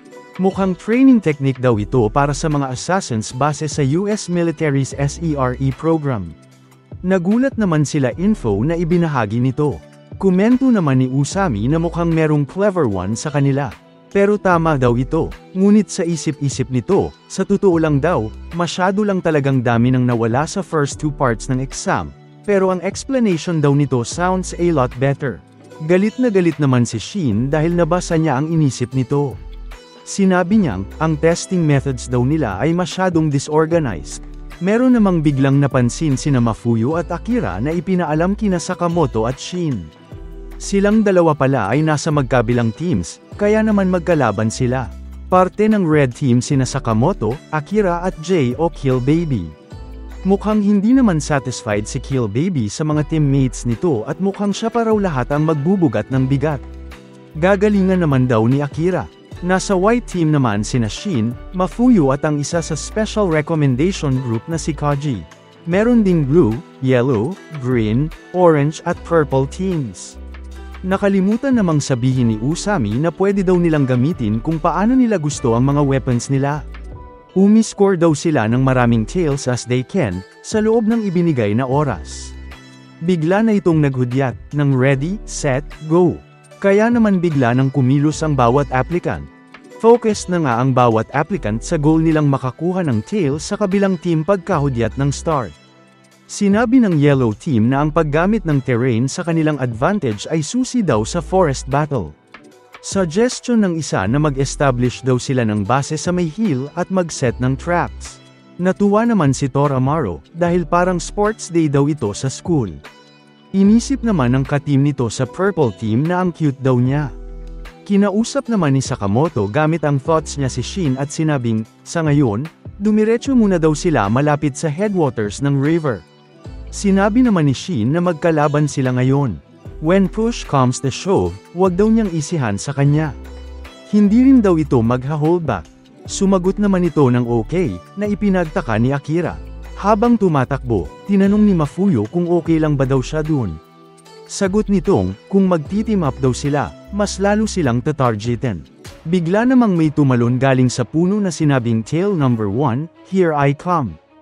Alam ni Shin na lalapit ito kaya naman, humawak siya sa branch ng puno at hinayla, sabay bitaw, na siya namang tumama sa applicant na yon.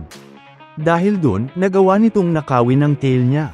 Sinabi ni Shin na kung palagi na lang daw itong dedepende sa iba, hindi siya magiging malakas. Finally, may one tail na ang white team. Sagot lang ni Mafuyu na, whatever, fine by me. Sa kabilang banda, pinakita ni Kill Baby na inigsian niya ang tail niya sa likod. Yun daw ang special maneuver bunny tail. Pero sinabihan naman ito ni Akira na no cheating. Nagtatalo ang dalawa kaya tinanong ni Akira ang opinion ni Sakamoto dito, pero lutang lang at malungkot ito sa gilid. Kaya naman tinanong ni Akira kung ano daw ang problema. Inaalala pala nito noong sinabi ni Shin sa kanya, na nais nitong maging gaya niya. Nagstay ito kasama niya at sinabing, I've got your back. Willing si Shin na ibuwis ang buhay niya upang sundan ang lead ni Sakamoto noon. Dahil dun, naiyak siya kaya naman nagulat si Akira. Itinanggi naman ni Sakamoto na umiiyak siya habang nairita lang si Kill Baby at sinabing, wala daw siyang oras para sa mga crybabies. Sa may steep side ng lugar, makikitang merong tumatakbong mga boys. Isang babae pala ang humahabol sa kanila at nagtatalo ang dalawa dahil dun. Si Tora Maru pala yun, na nasa taas ng puno. Sinabi nitong, mas gusto niya raw ang humahabol kesa hinahabol. Nainis naman ang nasa baba. Dagdag ni Tora Maru, isa raw siyang otako na mahilig mangolekta ng mga full set ng stuff. Bigla nitong winasiwas ang kakaiba nitong weapon na pinagsamang axe at gun upang targetin sila. Sinabi ng isa, na meron na daw itong green tail, kaya naman bakit daw hinahabol pa niya sila? Sinuggest naman ng isa, na kukuha na lang daw siya ng ibang kulay para sa kanya, kaya naman daw patakasin niya na sila. Nagtaka naman si Thor Amaro dahil hindi daw nila naiintindihan. Muli, ginamit nito ang weapon niya, kaya naman makikitang naputol ang mga puno doon, habang naputulan pa nga ng kamay ang isang lalaki. Bumagsak na tuloy ang dalawa at kinuha ni Thor Amaro ang tails nila. Sinabi nitong itatago niya raw ang isa, habang display naman ang isa pa. Ipinakita nito ang 3 tails na meron siya at sinabing ang cute daw nun. Inisip nito anong color naman ang isusunod. Napansin naman ito sa malayo ang isang team na patuloy na tumatakbo. Ito pala ay ang grupo ni Shin kaya naman sinabi ni Thor Amaro na, I spy white. Makikita naman ang ilog sa lugar na yon. Sinabi ni Kill Baby na habang ang ibang teams ay busy na magkolekta ng tails, bakit daw ang chill ng mga kateam nito at pakain-kain lang. Importante daw ang kumain kapag nafi-feel down ito, wika ni Akira. Ina-fairen niya pa nga ito. Pero sagot niyang, seryosohin daw nila ito. Nasa gitna sila ng test ngayon. Nasuka naman ito sa pinainom sa kanya. Nang tanungin ano yun, isang mugwort tea daw, sabi ni Sakamoto. Tumutubo daw kasi yun doon. Isa pa, na-curious ito sa deluxe structure sa gilid. Gumawa daw si Sakamoto ng bungalow. Ngunit hindi daw yun bakasyon. Bigla namang may damapo na paru-paro sa likod ni Kill Baby at nagpanik ito dahil may bug daw.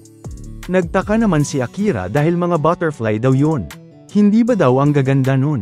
Meron ding isa ang damapo sa kamay ni Sakamoto. Sinabi naman ni Kill Baby na gross daw ang mga yon. Ano daw ang point sa pagpa-flutter nito?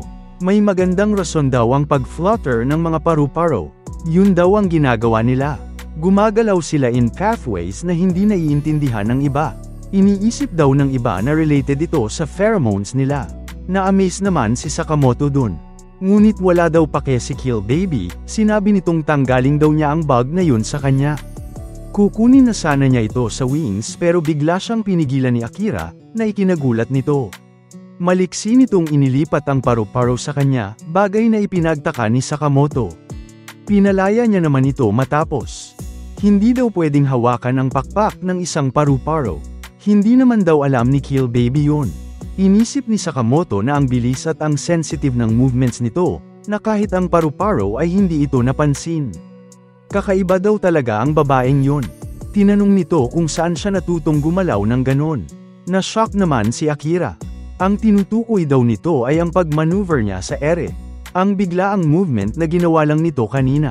Kung ikukumpara daw ito kung paano siya sa eroplano, ibang-iba daw ito ngayon. Nahiya naman si Akira at sinabing, hindi raw ito magaling sa combat. Tuwing tumitingin daw siya sa mata ng mga kalaban, ay bumibigay ang legs niya. Komento naman ni Kill Baby na ridiculous, habang kumakain ng isda. Pero sabi niya, ang final test naman daw ay walang patayan, kaya magiging okay lang daw ito. Napangiti naman si Akira at sinabing, ang bait daw nito sabay tawag sa kanyang Mr. Crip Baby. Nilinaw naman nitong Kill Baby ang nickname niya.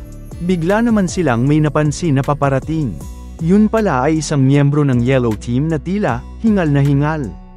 Sinabihan niya silang mag-watch out kaya't nagtaka naman ang Red Team dun.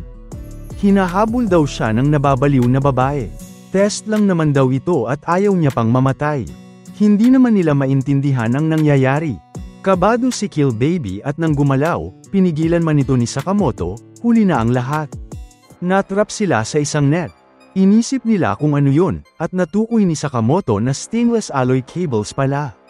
Biglang kumalma ang lalaki at sinabing, hindi niya raw inasahang magiging gullible sila.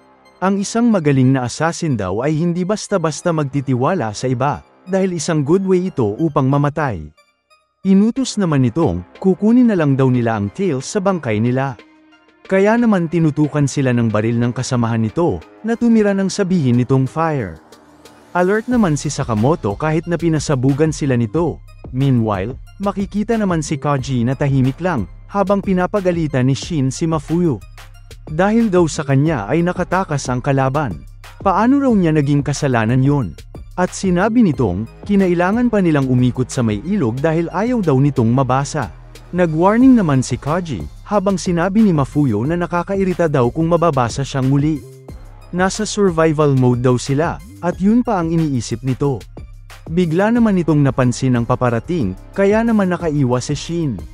Si Toramaru pala ito na tinire siya gamit ang axe. Napabilib naman siya dahil nakailag ito. Maaaring clairvoyant daw ito. Inisip naman ni Shin na isa ito sa Special Recommendation Group. Inamin ni Toramaru na gusto niya raw maging parte ng White Team dahil yun ang kulay ng idol niya. Ang tinutukoy nito ay ang Sakamoto keychain niya. Kaya naman, kailangan daw nitong makakuha ng White Tail. Nag-comment naman si Mafuyu ditong, "What a nerd," at tinawag itong creepy. Nagawa naman itong makailag sa pag-atake niya. Nainis si Toramaru doon at sinabing, may feelings din naman siya. Napansin naman ito na nahiwa ang pinakaiingatan niyang handmade Sakamoto keychain. Sa gilid, sinabi ni Mafuyu, na ang mga taong nagiging obsessed sa iba, ay mga escapists na takot harapin ang sariling buhay nila. Tila may impact naman ang sinabi nito kay Toramaru, habang pinalo naman siya sa ulo ni Shin. Nang tanungin kung bakit, sagot nitong nakakairita daw siya. Ibig sabihin daw ba nun, ay nire-reject nito ang pamumuhay niya, tanong ni Toramaru. Papatayin niya raw sila, kung ilo-lockdown nila ang obsession nito. Natakot naman sila sa serious expression nito. Balik sa Red Team, matapos ang pagsabog, napansin ni Akira na bleeding si Sakamoto. Habang napabilib naman si Kill Baby sa napaka-tough nitong apron. Inisip ni Sakamoto ang gagawin sa net na nagkulong sa kanila. Sinabi ng isang taga-Yellow Team na ang persistent daw ng mga yon. Hindi naman daw sila dapat magmadali. Buti na lang daw at wala silang any projectile weapons. Hindi daw sila pwedeng magpakagat sa isang na-corner na daga. Idiretso lang daw ang pagtira sa kanila from a distance. Todo sorry naman si Kill Baby dahil nilet down niya daw sila. Pilit namang binubuksan ni Sakamoto ang parte ng net na yon. Napansin ni Akira na kaya pala nitong lumusat sa butas nun. Kaya naman, nagawa niyang makalabas. Ang payat daw kasi nito, komento ni Sakamoto. Bigla namang pinasabugan ulit sila, buti na lang at nagamit na shield ni Sakamoto ang apron niya. Nabahala naman si Akira para sa mga kasamahan niya, pero pinatakbo lang ito ni Tekamoto. Worried ang isang Yellow Team member na mamamatay ang Red Team, kung ipagpapatuloy lang nila yon. Okay lang daw yun, sagot ng kasama nito. Hindi daw maiiwasan yun. Maraming mga pagkakataon daw na kailangang mas i-prioritize ang pag-complete ng mission kesa ang mag-spare ng buhay. Isa pa, ang pagpatay daw sa kanila ang pinakasimpleng paraan upang makuha ang tails nila, na hindi nagpo-provoke ng retaliation. Lumapit naman si Akira sa net at inisip ano ang gagawin niya. Muling niretratan sila ng Yellow Team, kaya naman sinabihan ni Sakamoto na susundan na lang daw nila siya at mauna na ito. Pero sa isip-isip ni Akira, hindi niya raw sila pwedeng iwan. Dapat daw siyang lumaban. Saktong bumaba na ang Yellow Team members at naabutan siya doon. Intense naman ang naging tinginan nila, habang unsure pa din si Akira sa gagawin niya. Sinabi ng Yellow Team member, na sa mga wild animals, ang unang umiwas ng tingin daw ang talo. Inisip nito kung totoo din daw ba yun sa mga assassin. Iniisip pala ni Akira na hindi niya raw kayang gawin na saktan ng iba. Sinabi ni Sakamoto na okay lang daw na tumakbo ito kung feeling niya may mali. Huwag daw itong mag-aalala at magiging okay lang sila. Natigilan naman ito at may naalala, na ganun din ang sinabi. Ayaw daw niyang umupo lang at mawalan ulit ng mahal sa buhay. Unless may gawin daw siya, mamamatay ang mga kaibigan nito. Kaya naman pilit itong tumayo at inisip na dapat niyang ma-pull together ang sarili niya.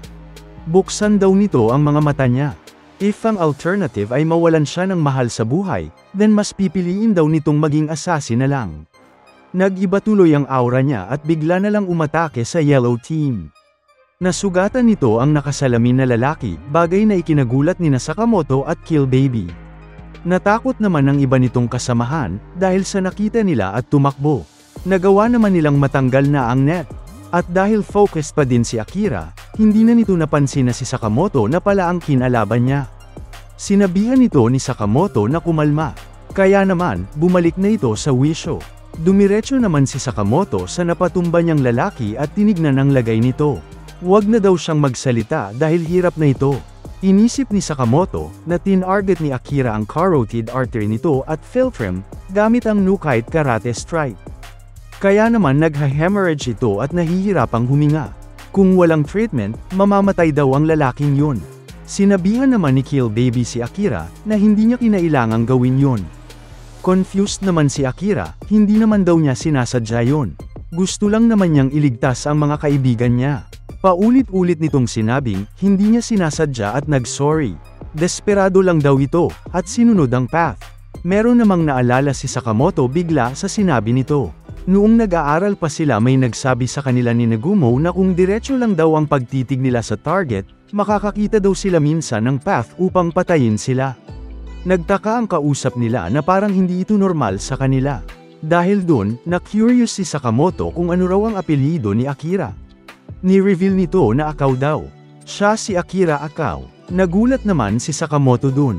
Inalala niya ang sinabi ni Hyo sa kanya sa ospital. Na ang palagi niya raw naririnig na pangalan sa klase nila ay Sakamoto, Nagumo at Akao. Ni-reveal naman kung sino ang Akao na binanggit nito. Flashback, noong student pa sila. Sinabi ni Akao na ang baril daw ay parang sasakyan. Malalaman daw nila ang klase ng taong kaharap nila, sa way nila ng pag-drive nito. Speechless naman sina Sakamoto at Nagumo dahil dir-diretsong bullseye ito. Inasar niya ang dalawa dahil sila daw ang tipo na kinakabahan, kapag oras na upang magpalit ng lanes. Napakamot ulo na lang si Nagumo at sinabing, ano daw ang magaling sa pag-hit sa static na target. Sinabi naman ni Sakamoto dito, na wala daw gumagamit ng ganun kadaming bala sa totoong battle. Nairita naman si Akao, dahil silang dalawa daw ang humamon sa kanya sa contest na yon. Bilhan daw nila siya ng lunch, or else papatayin niya sila. Back to the present, naalala ni Sakamoto ang student days nito kasama sila. Kaya naman, tinanong ni Akira kung ano daw ang meron. Curious si Sakamoto sa kung ano ang relasyon nito kay Ryan Akao. May alam daw ba ito tungkol sa kanya? Tanong ni Akira. Tita niya daw si Ryan, at siya ang dahilan kung bakit siya pumunta sa JCC. Nais niya itong hanapin. Nagulat naman si Sakamoto dito. Balik muna sa White Team, umiiwas pa din sina Shin at Mafuyo dahil patuloy silang niraratrata ni Tor Amaro. Ilang mga puno na nga ang napatumba nito. Hinamo naman sila nitong, ipakita ano daw ang meron sila. Sinuggest ni Mafuyo kay Shin na patayin nila siya, pero sagot nitong, hindi daw siya nandun upang pumatay ng tao. Tinanong naman ni Shin kung kaya ba daw patigilin ni Kaji ito, since isa din siya sa Special Recommendation Group. Pero sagot nitong, hindi, isa pa, mas importante daw ang nasa harap nila. Wala namang pakiang dalawa sa sinabi nito, dahil kinukulit pa din ni Mofyu si Shin na patayin nila si Tor Amaro. Paulit-ulit na sagot nitong, hindi daw. Bakit hindi na lang siya ang gumawa nun himself? Tinatawag sila ni Kaji pero diretso pa din sa diskusyunan ng dalawa. Hindi sila tinitigilan ni Tor Amaro, kaya naman hindi nila napansin na ilog na pala ang bagsak nila. Napa-o-dear na lang tuloy si Tor Amaro. Tila hirap naman ang dalawa dun sa tubig, buti na lang at nagawa ni Kaji na makasakay sa isang log at na-rescue sila. Magpapasalamat naman sana si Shin pero hindi niya naalala ang pangalan nito.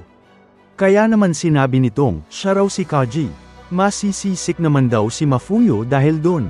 Curious si Shin kung bakit daw sobrang fan ang babaeng yun ni Sakamoto. Wala daw clue si Kaji. Nagulat naman si Shin, nang mapansin na naglalambitin sa mga puno si Tor Amaro. Tinanong nito kung gusto daw ba niyang malaman kung bakit.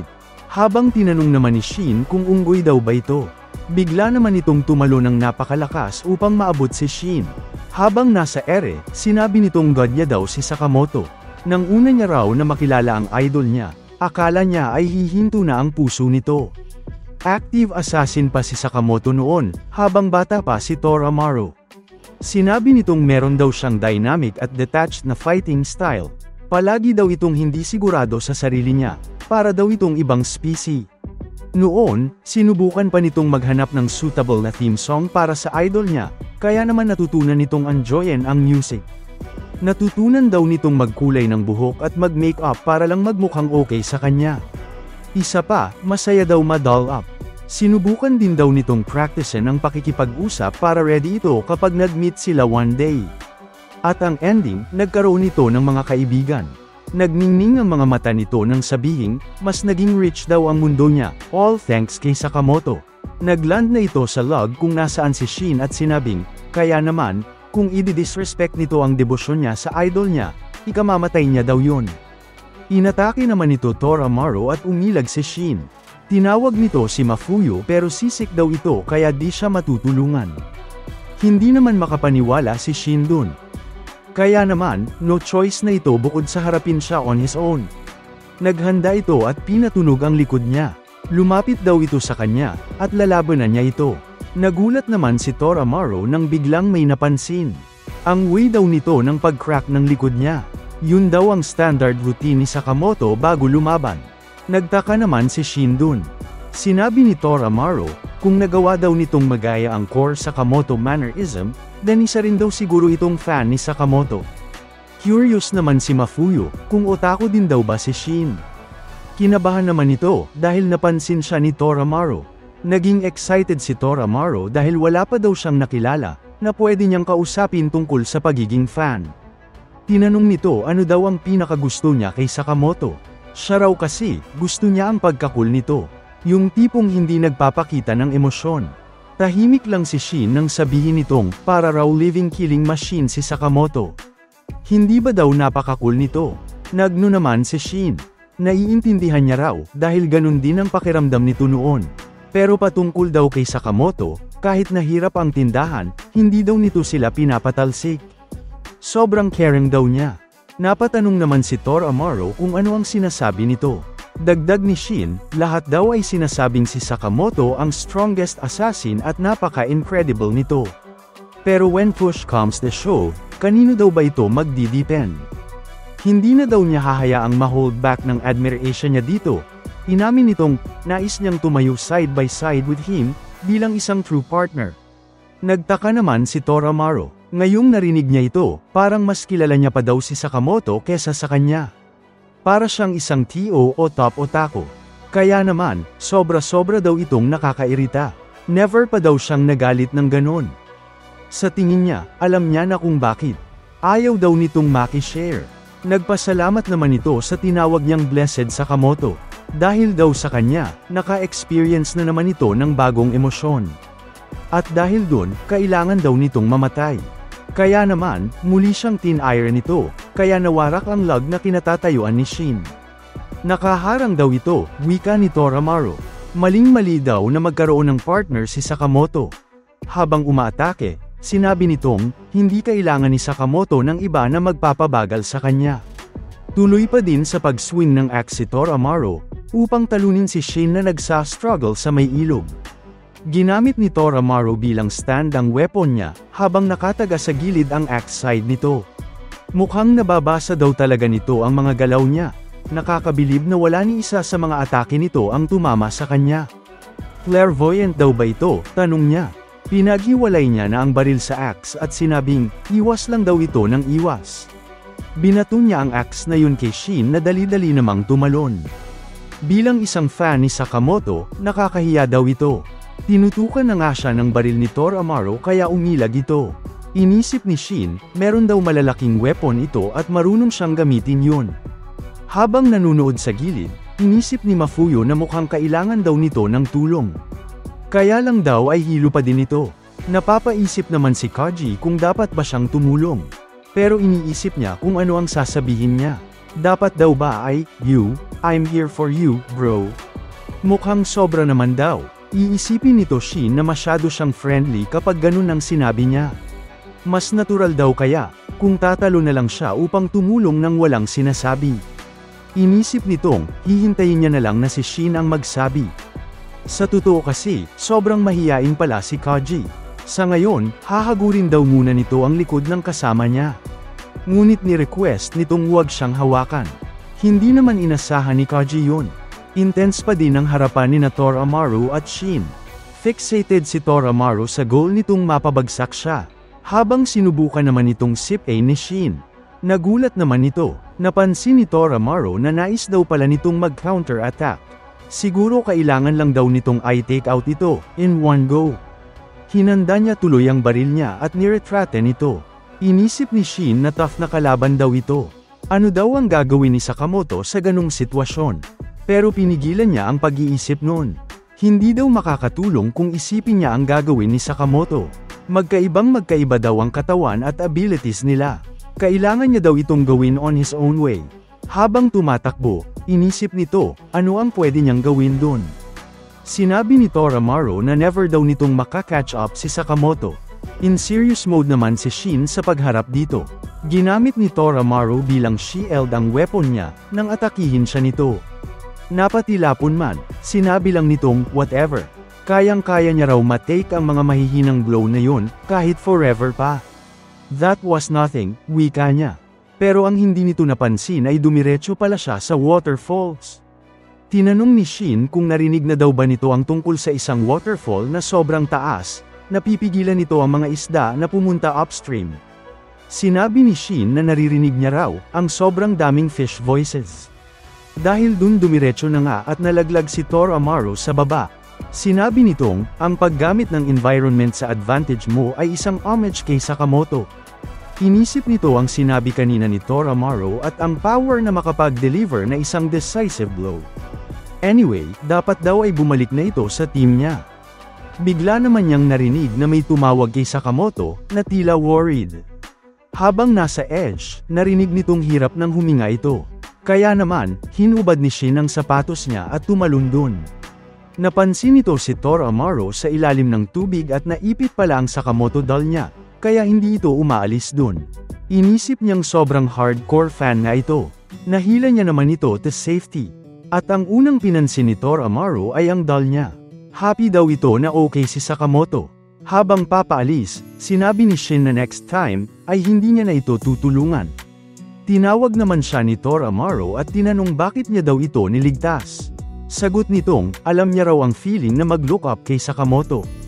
Isa pa, kung si Sakamoto daw yun, hindi niya din ito iiwan upang mamatay. Yun lang daw, napatahimik naman si Toramaru sabay sabing sa kanya na daw yun. Nagtaka tuloy si Shin. Inabot ni Toramaru ang doll sa kanya habang umiiyak at sinabing, sa kanya na daw ang title na top otaku at siya na ang number 1 fan. No way, wika ni Shin. Bakit daw, tanong niya, pwede nila siyang i-cheer ng magkasama. Sagot naman ni Shin na ayaw niya daw ng doll niya. Ang gusto niya daw ay ang tail nito. Bigla namang lumitaw sa likod ni Toramaru si Shinaya, at bigla niya itong pinasabog. Kaya naman napatilapon nito. Nagulat naman si Shin nang makita ito. Lipat sa isang warehouse, makikitang may suot namang device si Gaku sa ulo niya habang nakamonitor si Kishima. Meron daw lag, sabi ni Gaku. Tinanggal niya goggles niya at sinabing, kailangan lang siguro nitong magpanggap na naglalaro siya ng Resident Evil. Ngayon, oras na daw upang simulan ang pag-scout. Masama naman ang tama ni Toramaru kaya't nagulat si Shin dun. Maangas na lumakad papalapit si Shinaya. At nagbibip ang suot nitong goggles. Habang makikitang, masama ang tama ni Toramaru dahil sa pag-atake nito. Nabahala si Mafuyu para kay Shin pero mukhang okay naman ito. Nang tanungin kung sino yun, sinabi nitong sa tingin niya, isa yun sa special recommendation group. Bigla namang gumalaw si Shinaya ng kakaiba, bagay na ipinagtaka ni Shin. Pumorma itong parang kumakain. Yun pala ay dahil sa other side, ay kumakain si Gaku at konektado ang galaw nito sa kanya. Mukhang nakita na daw ni Gaku ang lalaking yun at inalala kung saan. Sinabihan naman ito ni Kishima na tigilan na ang paglalaro. Magseryoso daw ito dahil ang dapat niyang gawin ay ang mag-scout. Sagot nitong, mahihina daw sila. Huwag daw siyang ganun, wika ni X ang mga tao daw ang bumubuo ng organization. Kaya naman, napa, yes, boss, na lang si Gaku. Dagdag ni Kishima, mag-pay attention daw ito sa ginagawa niya. Inangat na nito ang goggles niya at napahanga sa VR. Ito na daw pala ang era ng remote killing. Nagtaka naman ito at sinabing sira daw dahil hindi siya makagalaw. Pinabalik naman nito ang goggles niya. Pero dahil hindi ito makagalaw, ipinakiusap niyang pakibaba daw ito para sa kanya, bagay na ikinainis naman ni Kishima. Dahil dun, nakikita niya na ang kaganapan sa JCC test. Nasa harap na pala nito sina Usami at Otto. Tinitignan ni Usami ang papers nito at sinabi ni Otto na Shinaya daw ang pangalan niya. May mga nakahawak naman kay Shinaya. Sinabihan nitong disqualified na siya dahil sa pag-violate ng rules. Curious naman si Mafuyu doon at mukhang di daw ito nanlalaban. Kung wala na daw itong tail, then supposed to be dead na ito. Walang zombies daw dun, wika ni Usami.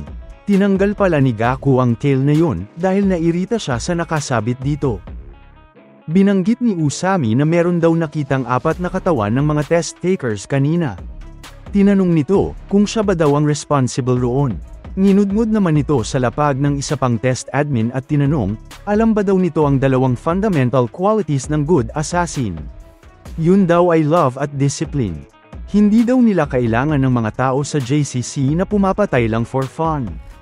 Isa pa, magbigay respeto daw ito sa mga pros, sabi ni Otto. Hanap buhay daw nila yon. Sa other side, na-feel bad naman si Gaku. At tinanong ni Kashima ano daw ang nangyari. Sagot nitong, wala naman daw. Ayaw niya lang talaga ng mga school teachers. Sinabi ni Usami na hindi naman daw nila siya papatayin, pero hanggang matapos daw ang test, naka-time out daw ito. Pagkatalikod ni Usami at Otto, bigla naman itong ginantihan ng test admin na may hawak sa kanya at hinambalos sa lapag. Biglang sinabi ni Gaku na meron daw siyang weapon. Nagulat naman sina Usami pagkatingin dito, pati sina Shin ay nabahala. Hawak ni Shinaya sa leeg ang test admin, at sa warehouse, makikitang buong lakas itong ibinato ni Gaku upang gawing weapon niya. Kaya naman napatalsik nito ang mga test admins. Dahil sa pag-aamok niya, nagbigay na ng hudyat si Usami na barilin ito. Alert naman si Shinaya at instead na tamaan, ginamit niyang pangharang ang katawan ng admin, kaya naman ito ang nabaril sa ulo. May sniper palang nakatago, at komento nitong magaling daw ang batang yon. Nagtaka naman ito, nang mapansin na sa kanya tinarget ni Shinaya ang katawan ng test admin, nang ibato niya ito ng napakalakas. Tumalon naman si Otto at inilabas ang weapon nito, isang mahabang rope na merong iba-ibang blades na nakakabit. Gaya daw ng sinabi niya, matututo daw itong rumespeto. Hinagis niya ang weapon niya kay Shinaya pero nagawa nitong makailag. Unting sugat lang sa balikat ang natamo nito. Gayunpaman, napakabilis siyang nadali nito sa paa. Binuhat ni Shinaya ito gamit ang kanang kamay niya at ipinaikot-ikot na parang LSE, sabay bitaw sa may tubig. Nagmistulang bato ito na hinagis sa tubig, na nag-bounce ng ilang beses bago tumama sa isang malaking bato. Duguan na nga ito kaya naman nabahala sina Shin at ang grupo nito. Makikitang sugatan na din si Usami, kaya naman sinabihan niya ang iba, na iligtas na ang kanilang mga sarili. Meron pa daw silang future ahead of them. Kaya naman tumakbo na sina Kaji at Mafuyo. Tinawag nito si Shin, pero sagot niyang hahabol na lang daw siya. Nagulat naman si Mafuyu doon. Kung hindi daw nito kayang mag-step up at lumaban ngayon, then hindi niya na makikita ang hinaharap nitong kung saan siya magiging malakas. Napagalaw naman si Toramaru habang napatigil si Mafuyu dahil sa sinabi nito. Komento ni Usami na siya daw ang tipo ng mamatay ng bata. Dahil dun siya naman ang next na tinarget ni Shinaya. Nag-iba naman ang pakiramdam bigla ni Shin at inisip na napasobra ata ito ng paggamit sa skills niya sa kaninang laban. Nasa harap na nito si Shinaya kaya naman kinabahan nito. Sa warehouse, nagtaka si Kashima sa pormang ginagawa ni Gaku, at tinanong ano daw ang nangyayari. Yun pala ay sabay siyang inatake ni Toramaru at Mafuyu gamit ang weapons nila. Naharang naman ni Shinaya ito gamit ang kanang kamay niya. Sinabi ni Toramaru na wag daw nitong nakawin ang lahat ng glory. Nag-agree naman si Mafuyu at nagulat si Shin sa ginawa nila. Natuwa naman si Gaku at nagustuhan ang pangyayari. Napayay si Toramaru dahil sa teamwork nila. Nagtaka naman si Mafuyu doon at ano daw ang sinasabi nito. Parehas kasi nilang inatake si Shinaya. Sa kabilang side, tila na-excite naman si Gaku dahil sa mga challengers. Tatlo silang pinagtulong-tulungan si Shinaya. Nauna si Toramaru na nag-swing ng axe niya, sumipa naman next si Mafuyu at Shin. Pero sabay lang silang nahawakan nito sa mukha, sabay tapon sa lapag. Nairita naman si Shin, at hindi inasahang bigla na lang siyang sinipa nito, kaya naman napatilapon siya. Sa isip-isip nito, bakit daw hindi niya mabasa ang iniisip nito? Habang nasaktan naman si Maguyo sa gilid, inisip naman ni Kaji na bigla na lang silang nag-battle, at huli na raw upang sumali ito. Napansin niya naman ang heart rate ni Shinaya. Sa sitwasyon daw na yun, paano nangyaring tulog ito? Imposible daw yung mangyari. Naririnig niya rin ang tunog ng parang precision equipment. Napansin itong may kakaiba. Pero kung babanggitin niya raw ito sa kanila na tulog yun, baka isipin nilang nababaliw na siya. At kung mali siya ng hinala, nakakahiya daw yun. Diretso pa din sa pakikipaglaban sina Shin at Tora Amaro. Sabay nilang inatake ito. Niretrata nito ni Tora Amaro, habang pinasalo niya kay Shin ang axe nito. Winasiwas ni Shin ito sa mukha niya, pero napakabilis nitong nakailag. Nainis naman si Tora Amaro dahil sobrang lapit na daw nun. Napatigil naman bigla si Shinaya, bagay na ikinagulat nila. Humawak ito sa ulo niya kaya't napaisip sina Shin kung nataman daw ba ito. Sinabi parehas ni Mafuyu at Tora Amaro na baka sila daw yun. Hindi mapakali si Shinaya at makakitang sa other side, napaupo na nga si Gaku. Ano raw ang ginagawa nito? Tanong ni Kishima. Inangat na nito ang goggles at sinabing, limited lang daw ang field dun. Na-curious naman si Shin sa pagmamime nito. Maaaring ito na daw ang chance nila. Sinabihan siya ni Kishima na wag ay overdo ito kay Shinaya. Binalik na muli ni Gaku ang goggles at mukhang patuloy pa ding lumalaban. Napatanong siya, sino daw ang lalaking yun at tulog lang siya the whole time. Sagot ni Kishima na worker lang daw, na hinir nila. Hindi daw madaling mahanap yun. Wala daw masyadong mga guys na merong flexibility na pull off ang mga movements nito. Pinuri naman ni Gaku ito. At sinabi ni Kishima na nag-add sila online upang makahanap ng mga aplikante. Habang nakikipaglaban, tinanong ni Gaku kung bakit hindi na lang rin daw sila mag-ads online para makapag-recruit. Hinawakan naman ito ni Kishima at sinabing, importante daw na ma-interview sila directly. Ayon sa boss nila, ang human resources daw nila, ang kanilang greatest asset. Napa-okay na lang tuloy si Gaku doon. Kung sino daw ang makasurvive dito, ay re-recruitin niya. Nakita naman ito sa harap niya sina Shin, Mafuyu at Tora Amaro, at sabay-sabay niyang inatake in one go. Halatang napuruhan naman sila nun. Sinipa ni Shinaya si Mafuyu at nang mapadapa, ay biglang sinipa ng malakas hanggang sa tumama sa bato. Si Tora Amaro naman ang next nitong target. Pero bigla na lang siyang hinayla ni Kaji, pati si Shin sa kabilang kamay nito. Inisip naman nito si Mafuyu, na duguan na sa other side. Sinabi kasi nito kanina kay Shin, na umalis na daw sila dun. Pero dahil sa sinabi ni Shin ay napatigil ito. Sinenyasan naman ito ni Kaji na umalis na daw sila, pero hindi ito nagpapigil sa kanya, bagay na ikinagulat ni Kaji. Inisip ni Mafuyu na, ire-resent daw nito si Shin dahil dun. Sana ay hindi niya na lang daw sinabi yun kanina. Sa isip-isip ni Kaji, palagi daw siyang natatakot na magkamali at nagpi-freeze. Pero bakit daw sila, hindi nag-hesitate sa harap ng isang malakas na kalaban? Tumayo naman si Tora Amaro at sinabing, hindi daw ito makakalayo dahil sa ninja niyang leg.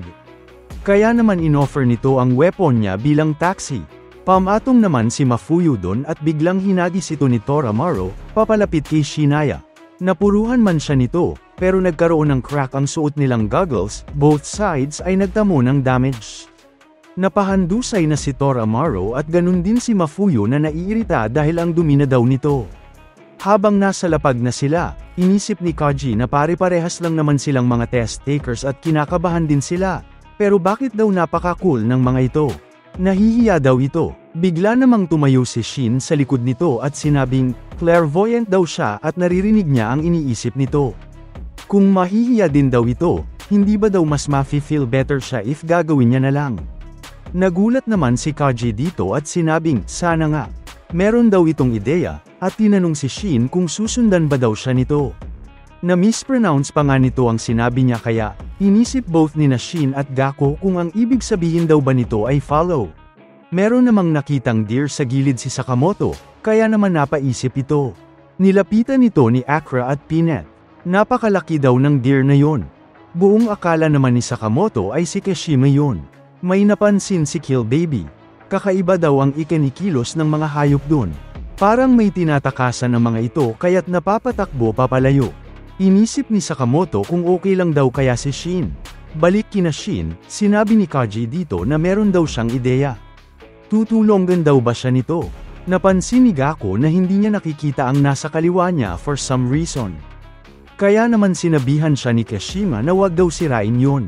Sigurado daw si Kaji na merong kumokontrol kay Shinaya. At ang operator nito ay wala dun. Nang tanungin kung paano niya nalaman, sinabi nitong, sa tunog daw. Naririnig nitong merong sounds na nanggagaling sa goggles niya.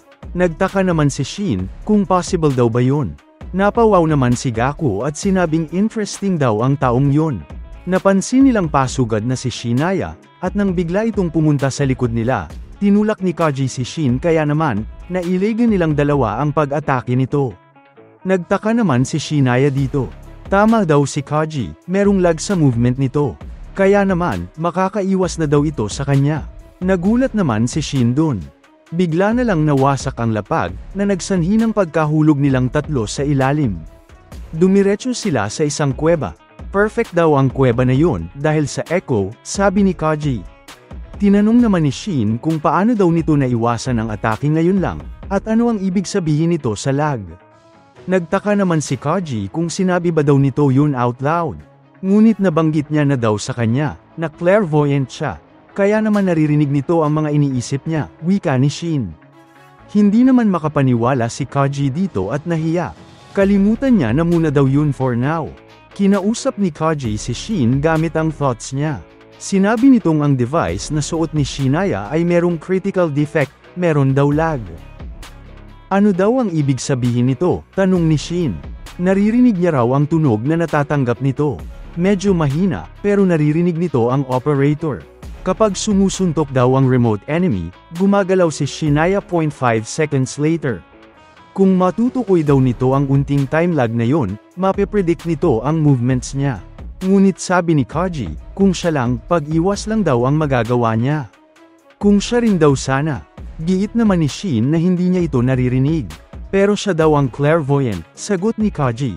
Na-realize naman ni Shin na tama siya. Kaya nitong mabasa ang iniisip niya. Dahil doon, magagawa nilang dalawa na talunin ito. Pumorma na nga sila, habang dumiretso na si Gaku sa muling pag-atake gamit ang katawan ni Shinaya. Natukoy ni Kaji na tunog straightforward punch yun, ngunit dumiretso pa din sa mukha ni Shin ang sapak nito. Bagay na ipinagtaka niya, ano daw ang nangyari? Hindi ba't dapat ay babasahin ni Shin ang iniisip niya? Hindi naman daw useful ito. Sa oras na matranslate ni Kaji ang movement na gagawin ng kalaban into thought, ay too late na. Muli, sinabi ni Kaji na paparating na naman si Shinaya, pero huli na naman ito nakuha ang signal. Kaya naman, tinamaan si Shin ng sipa niya. Sa other side, curious naman si Gaku sa kung ano ang nangyayari sa kanila. Buong akala daw nito ay aatakihin nila siya. Nainis naman si Kaji dahil hindi gumagana ang plano nila. Inisip nito ano na daw ang gagawin nila. Mukhang napuruhan naman si Shin kaya't hindi na ito makagalaw. Pero kung iisipin, nangyari na daw yun, dati. Noong nabulag ito dahil sa poison. Pero nabasa noon ni Sakamoto ang galaw ng kalaban at na-warningan siya nito. Ngayong iniisip niya daw ang nangyari, sobrang nakakabilib ang ginawa nito. Kung kapareha lang daw sana ni Kaji si Sakamoto, then kaya nitong irekta sa kanya ang pag-atake ng mas mabilis. Habang pilit na tumatayo, na-realize ni Shin na hindi yun. Naalala nito si Granny Mia at ang sinabi nitong, 5 minutes a day lang ang max niya. Pero kung gusto daw nitong mamatay at sagaran ng sarili niya, bahala na siya. Nakatayo na nga si Shin at sinabing, hindi daw kulang paghihintay lang ng instruction. Kaya naman, nais nitong mag-take ng initiative. Bahala na daw sa limit niya. Muling umatake si Shinaya, but this time, nailagan niya na ito. Napabilib naman si Gaku sa other side. Sa ngayon, ang kailangan lang daw gawin ni Shin ay tignan ang future ni Kaji. Gamit ang ability nito, na-predict niya ang paparating na atake nito, kaya naman naiwasan niya yun, bagay na ikinagulat nila. Biglang nag-counter si Shin at sinipa ito sa ulo, na naramdaman din pati na ni Gaku. Hindi alam ni Shin kung hanggang kalye niya pa kayang magamit ito. Serious mode na si Gaku at na-crush nito ang can ng hawak na drink at ipinahawak kay Kishima. Finally, nakapalag na din si Shin kay Shinaya. Gayunpaman, mukhang hirap na si Shin dahil sa damage na natamo nito kanina pa at sa paulit-ulit na paggamit ng ability nito. Lumalabo na daw ang paningin nito. Kaya naman nairita si Shin at inisip kung tatagal pa ba siya. Tinawag naman ni Kishima ang pansin ni Gaku, na halatang nag-enjoy na sa laban. Muli itong umatake pero nakaiwas ang dalawa. Meron namang device na ginamit si Kaji para sa tenga niya. Pumikit ito at nag-concentrate, habang patuloy pa din ang labanan ni Shinaya at Shin. Muling tinamaan si Shin ng pagsuntok ni Shinaya, kaya naman sinabihan nito si Kaji na wag lang basta tumayo dun. Sagot naman nitong, natukoy niya na daw finally, ang sounds nito. Nagtaka naman si Shinaya at hindi inasahan ang biglaang pagsuntok sa kanya ni Kaji. Nagulat si Shin dahil sa galaw nito. Natukoy ni Gaku na move niya yun. Sinabi ni Kaji na nakuha na daw nito ang sounds ng kalaban. Napabilib naman si Shin dahil sa tunog lang, nagawa nitong ma-recreate ang pag-atake ng kalaban. Muntik niya nang makalimutan na, galing din pala siya sa Special Recommendation Group. Inamin ni Kaji na kinailangan niya lang daw ng oras. Nainis naman ni Shin at hinayla si Kaji. Sabay sabing, bakit hindi niya daw yun ginawa nung simula pa lang? Sagot nitong, kailangan daw ng concentration. Nagkaroon lang daw ito ng chance nung dinestract nito ang kalaban. Habang may hawak na CD, nag-comment si Keshina na ang stupid daw nun, kung sa sounds siya nagba-bass. Pwedeng mag-play lang sila ng music or something. Hindi naman ito tinanggap ni Gaku. Dagdag niya, ang pangit daw ng song choices nito. Hindi naman makapaniwala si Keshima dito. Sinabi ni Gaku na nung nasa karaoke sila nung isang araw, dun niya na-realize na magkaiba sila ng taste sa music.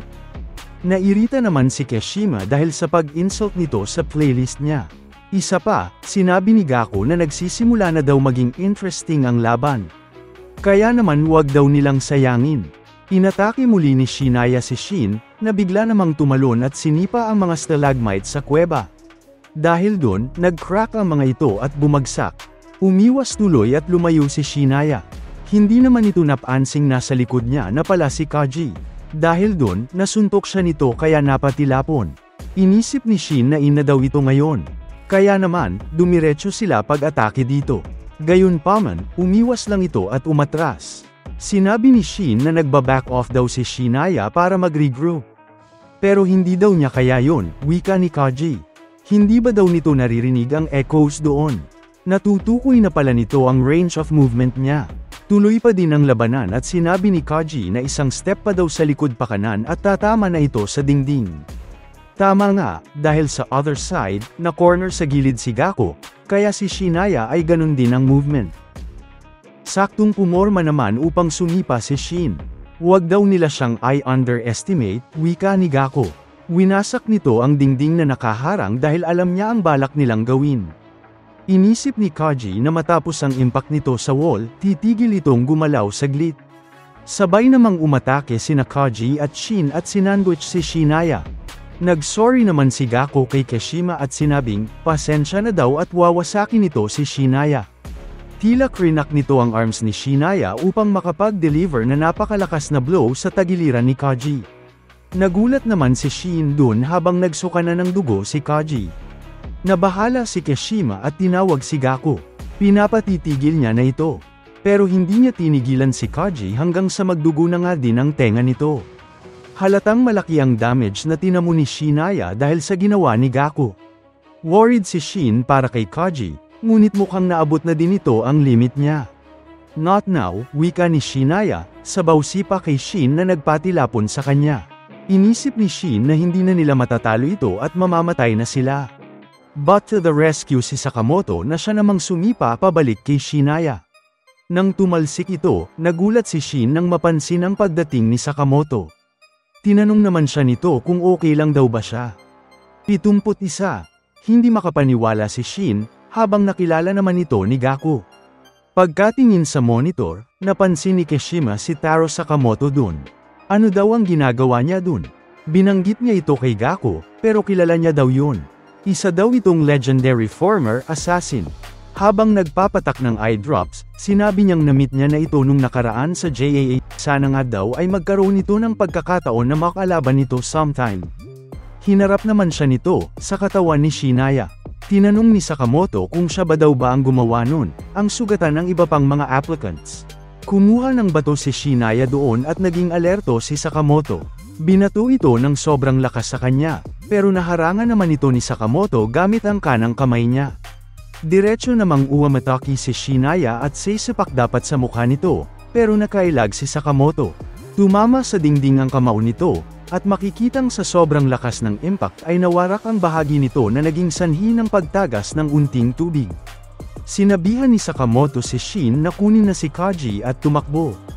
Napanghinaan naman ng loob si Shin dahil dito, pero dagdag ni Sakamoto na pinagtitiwalaan niya raw na kaya niya itong ma-handle. Nabuhayan naman ito ng loob at biglang umakyat sa gilid ng kuweba, habang buhat-buhat si Kaji. Napansin naman sila ni Shinaya. Habang si Sakamoto, pinansin ang butas kung saan may tagas at hinampes ito. Dahil dun nawarak ito at bumuga ang tubig. Nabahala naman si Shin para kay Sakamoto nang mapansin ang groundwater. Inanad tuloy parehas sina Sakamoto at Shinaya, ngunit hindi ito nakapigil sa kanila, upang patuloy na magpalitan ng suntok sa isa't isa. Habang nasa lapag, tinanong naman ni Kashima ano daw ang ginagawa ni Gako, at sagot nitong lumalangoy daw siya. Sa may shore, nag-crack ang isang bahagi sa gilid. Bumuga tuloy ang tubig dito, na nagdadala kina Sakamoto at Shinaya. Kaya naman dumiretso sila dun. Nagtaka si Sakamoto at napansin ang sira-sirang eroplano. Yun daw ang sinakyan nila kanina. Napansin itong didiretso sila sa cockpit ng plane na yun. At parehas nga silang nagland doon, kaya nabasag ang salamin. Tumama sa may pilot seat ang ulo ni Shinaya at sa kabilang side, naramdaman ni Gako na hindi na siya makagalaw. Nilagyan pala ito ng seatbelt ni Sakamoto at binyantaan na kung gagalawin niya raw ang mga kaibigan niya, ay may deport ito. Hinayla ni Sakamoto ang upuan nito, at biglang ibinato ng malakas, kaya namang nag-bounce ito sa loob ng eroplano. Ngunit nagawa pa din itong makatakas at makatayo. Kaya naman, hinampas ito ni Sakamoto ng luggage doon.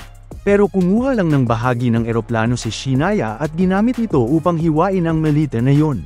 Lumipad ang mga laman nito sa loob at nakuha ni Sakamoto ang isang Japan passport.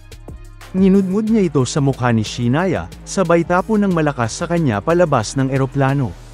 Dahil dun, nabutas ang gilid na bahagi ng plane. Nang bitawan ni Sakamoto ang passport, makikitang nagmarka pa nga ang mukha ni Shinaya dito. Dumiretso si Shinaya sa wing ng nawarak na eroplano. Makikitang basag na ang goggles nito. Ngayon alam na daw ni Gako kung bakit cautious ang boss niya sa lalaking yun. Inisip nitong, kung hindi niya ito papatayin ngayon, magdudulot pa ito ng problema sa kanila.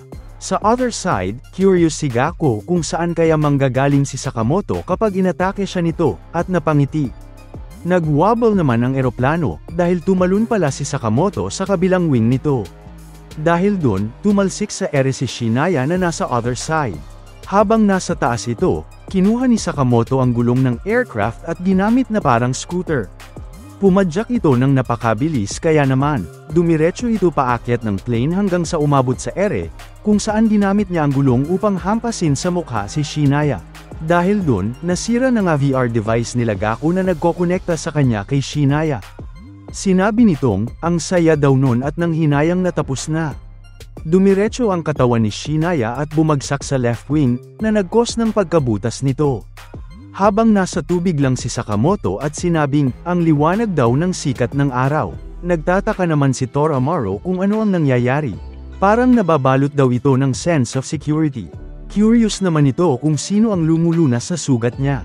Ang way daw nito ng pag-wield ng bandage ay nakakabilib. Inisip nito ang image niya sa kanyang idol na si Sakamoto. Pagbukas niya ng mga mata niya, hindi ito makapaniwala dahil sa nakita niya. Nilalagyan palatala talaga siya ng bandage pero hindi ganito ang inimagine niya. Ginather na sila at sinabing, nagkaroon daw ng aksidente, kaya naman hindi na daw maitutuloy pa ng exam. Dahil dun, officially tapos na ito. Binanggit ni Usami na base sa grado nila, dun nila malalaman kung whether nakapasa o hindi ba sila. Inisa-isa nitong binanggit ang mga nakapasa. At ito daw ay sina, Jay, Akira, Mafuyo, Tor Amaro, Kaji, Shin at Taro Sakamoto. Silang 7 daw ang pumasa. Nagulat naman si Tor Amaro sa narinig niya. Tama daw ba ang rinig nitong Taro Sakamoto ang pangalan ng kasama niya? Sa gilid, sobrang saya naman ni Kill Baby na pasado ito. Pati si Shin ay natuwa. Inisip ni Tor Amaro na kaparehas nito ng pangalan ang idol niya. Bigla namang tinanong ni Usami si Sakamoto. Siya raw ang legendary assassin, kaya naman, ano daw ang ginagawa nito doon? Sagot nitong, may business lang daw siya. Hindi ito nakilala ni Usami at sinabing, ito raw ang unang beses niya siyang makita. Inamin nitong hindi niya inasahang ganun daw kalaki si Taro Sakamoto. Nag-iba naman ang itsura ni Tora Amaro nang madinig yun. Pinagpawisan nito at hindi makapaniwala. Ang daming tanong na tumatakbo sa isipan niya. Gaya na lang ng ano ang ginagawa ng hero niya dun. Bakit daw ang taba-taba nito? Hindi niya maintindihan ang nararamdaman niya. Finally, na-meet niya na ang hero niya. Pero napatanong siya kung na-disappoint ba siya. Kahit na daw ganun, dapat ay mahalin niya pa rin ito. Disqualified na ba daw ito bilang isang fan? Napaluhod ito at inisip kung isa lang ba siyang superficial, trend-following at shallow fan. Napangiti naman si Shin at sinabing, malayo-layo pa daw ito. Sinabi naman ni Miss Uno na ang pasukan daw nila ay magsisimula in 3 months. Kaya naman dapat ay makumpleto na daw nila ang paperwork by then. Kung meron daw silang pinapasukang school ngayon, huwag daw nilang kalimutan na i-transfer ang credits nila. At nag-agree naman sila dun. Nakatali naman sa lapag si Shinaya at wala na ang VR goggles nito. Nagtaka naman siya, tinanong siya kung gising na ba daw ito. Sinabi ni Usami na pagdating ng JCC helicopter ay iha-handover na daw siya. Sinabi naman ni Mafuyo na dapat ay patayin na lang nila ito. Tila naguguluhan pa si Shinaya sa mga pangyayari. Bigla na lang itong naiyak at sinabing, sobrang sakit daw ng buong katawan niya. Ano daw ang nangyari sa kanya? Nagulat naman sila dun. Huwag daw itong magpanggap, wika ni Usami. Alam ba daw niya, ilang tao ang pinatay nito? Humahagulgol lang si Shinaya at wala raw siyang maalalang anything sa test.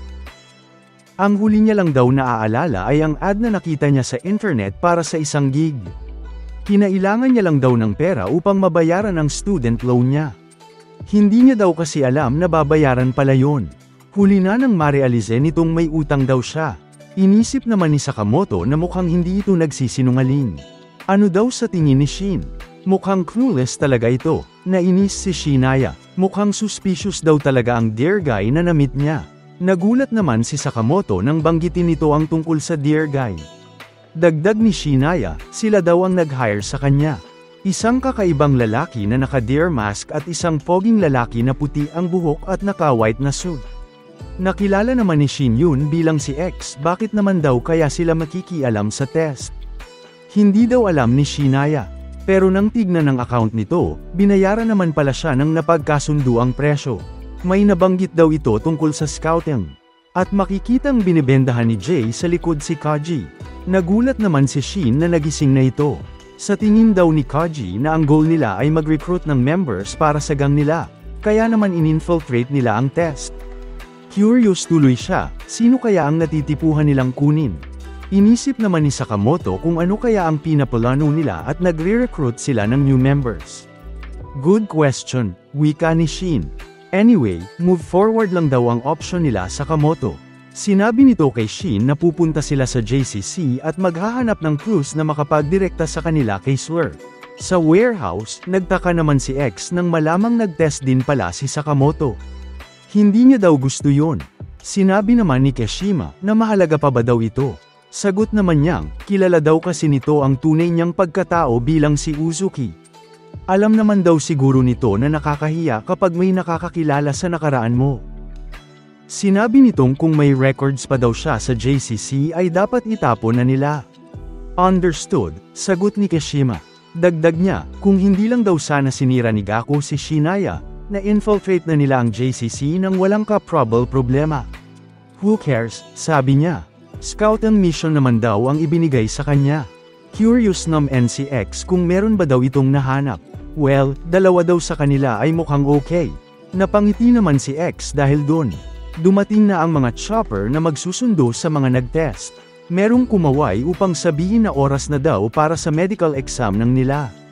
Kaya naman by pair daw silang sasakay sa helicopter. Tinawag naman ni Akira si Sakamoto. Nagpasalamat ito at sinabing, hindi daw siya makakapasa kung wala siya. Nais niya raw sanang makarinig pa ng kwento tungkol sa tita niya, kapag nagkita sila sa school. Nag-agree naman si Sakamoto dun. Masaya si Akira, at sinabing excited na daw ito na makasama silang lahat sa school. Lahat naman sila ay ganun din. Tinanong naman ni Shin kung okay lang daw ba si Mafuyo, dahil napuruhan ito ni Shinaya. Nakatingin lang ito sa gilid at sinabing, okay lang naman daw siya. Naglakad na ito at nagpaalam. Hindi naman insahan ni Shin ang short goodbye na yon. Dahil inexpect niya na mas magiging emosyonal ito. Magkasama pala sa isang chopper sina Tor Amaro at Mafuyu Shiba. Napansing pinagpapawisan nito kaya pinagmadali na sa pagsakay. Kumaway naman sila sa Sakamoto sa baba at sinabi ni Kill Baby na see you soon. Sa loob ng chopper, napansin ni Tor Amaro na sobrang pale daw ni Mafuyu. Curious naman ito, kung bakit sila magkasama doon. Hindi daw nito alam. Siguro dahil magkalapit lang daw sila ng bahay. Bigla namang may nagsabing, isang batang lalaki at babae na galing sa battle. Makikita daw ang blue sky before them at ini-imagine nila ang paparating na journey nila. Meron palang nakatutok na camera sa kanila. At sinabing ng cameraman na, filled with hope daw sila pero hindi nila, despair lies in wait. Gulat na gulat naman si Mafuyu nang makilala ito. Ito pala ang movie director na si Kanaguri. Curious naman si Tor Amaro kung sino ito. Sinabi ni Mafuyu na aalis na daw sila dun, bagay na ipinagtaka ni Tor Amaro. Bigla namang may sumakal dito na ikinagulat niya. Nakabandage ang upper face nito at kumakain. Hindi daw siya ang gumagawa ng rules doon. Pinatigil naman siya at tinawag na Carolina Reaper. Alagaan niya raw ang mga ito. Si X pala ang nagsabi nun. Mga bagong kaibigan daw nila yun na sasamahan sila. Nagulat naman ang dalawa sa kanila.